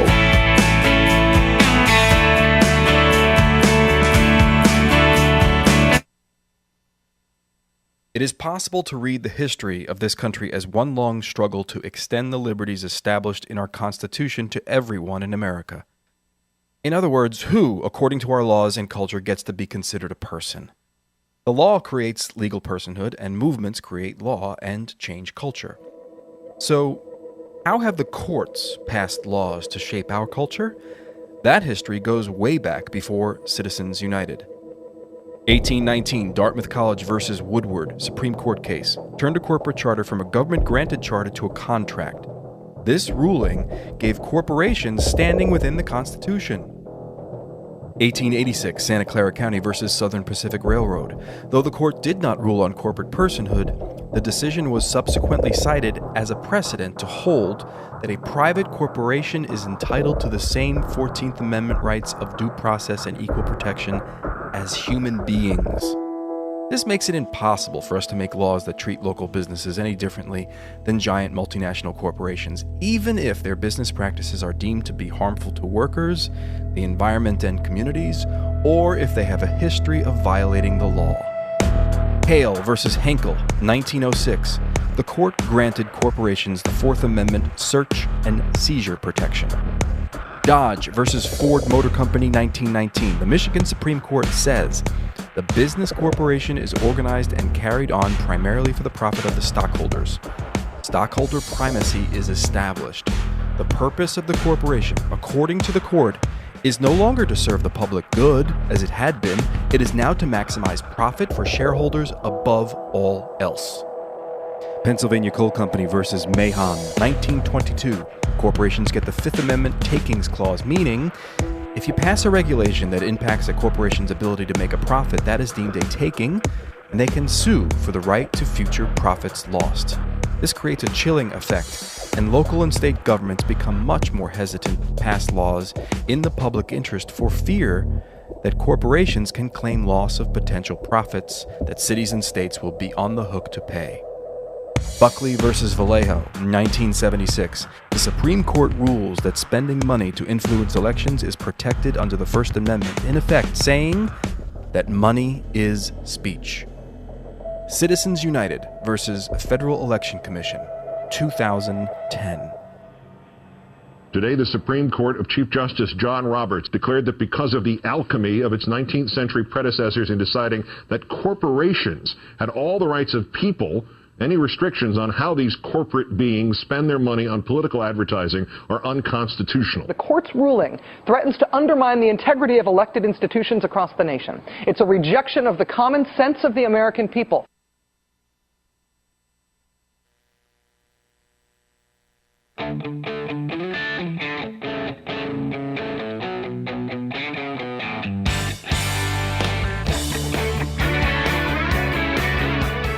The Parting Shot with Bill Press.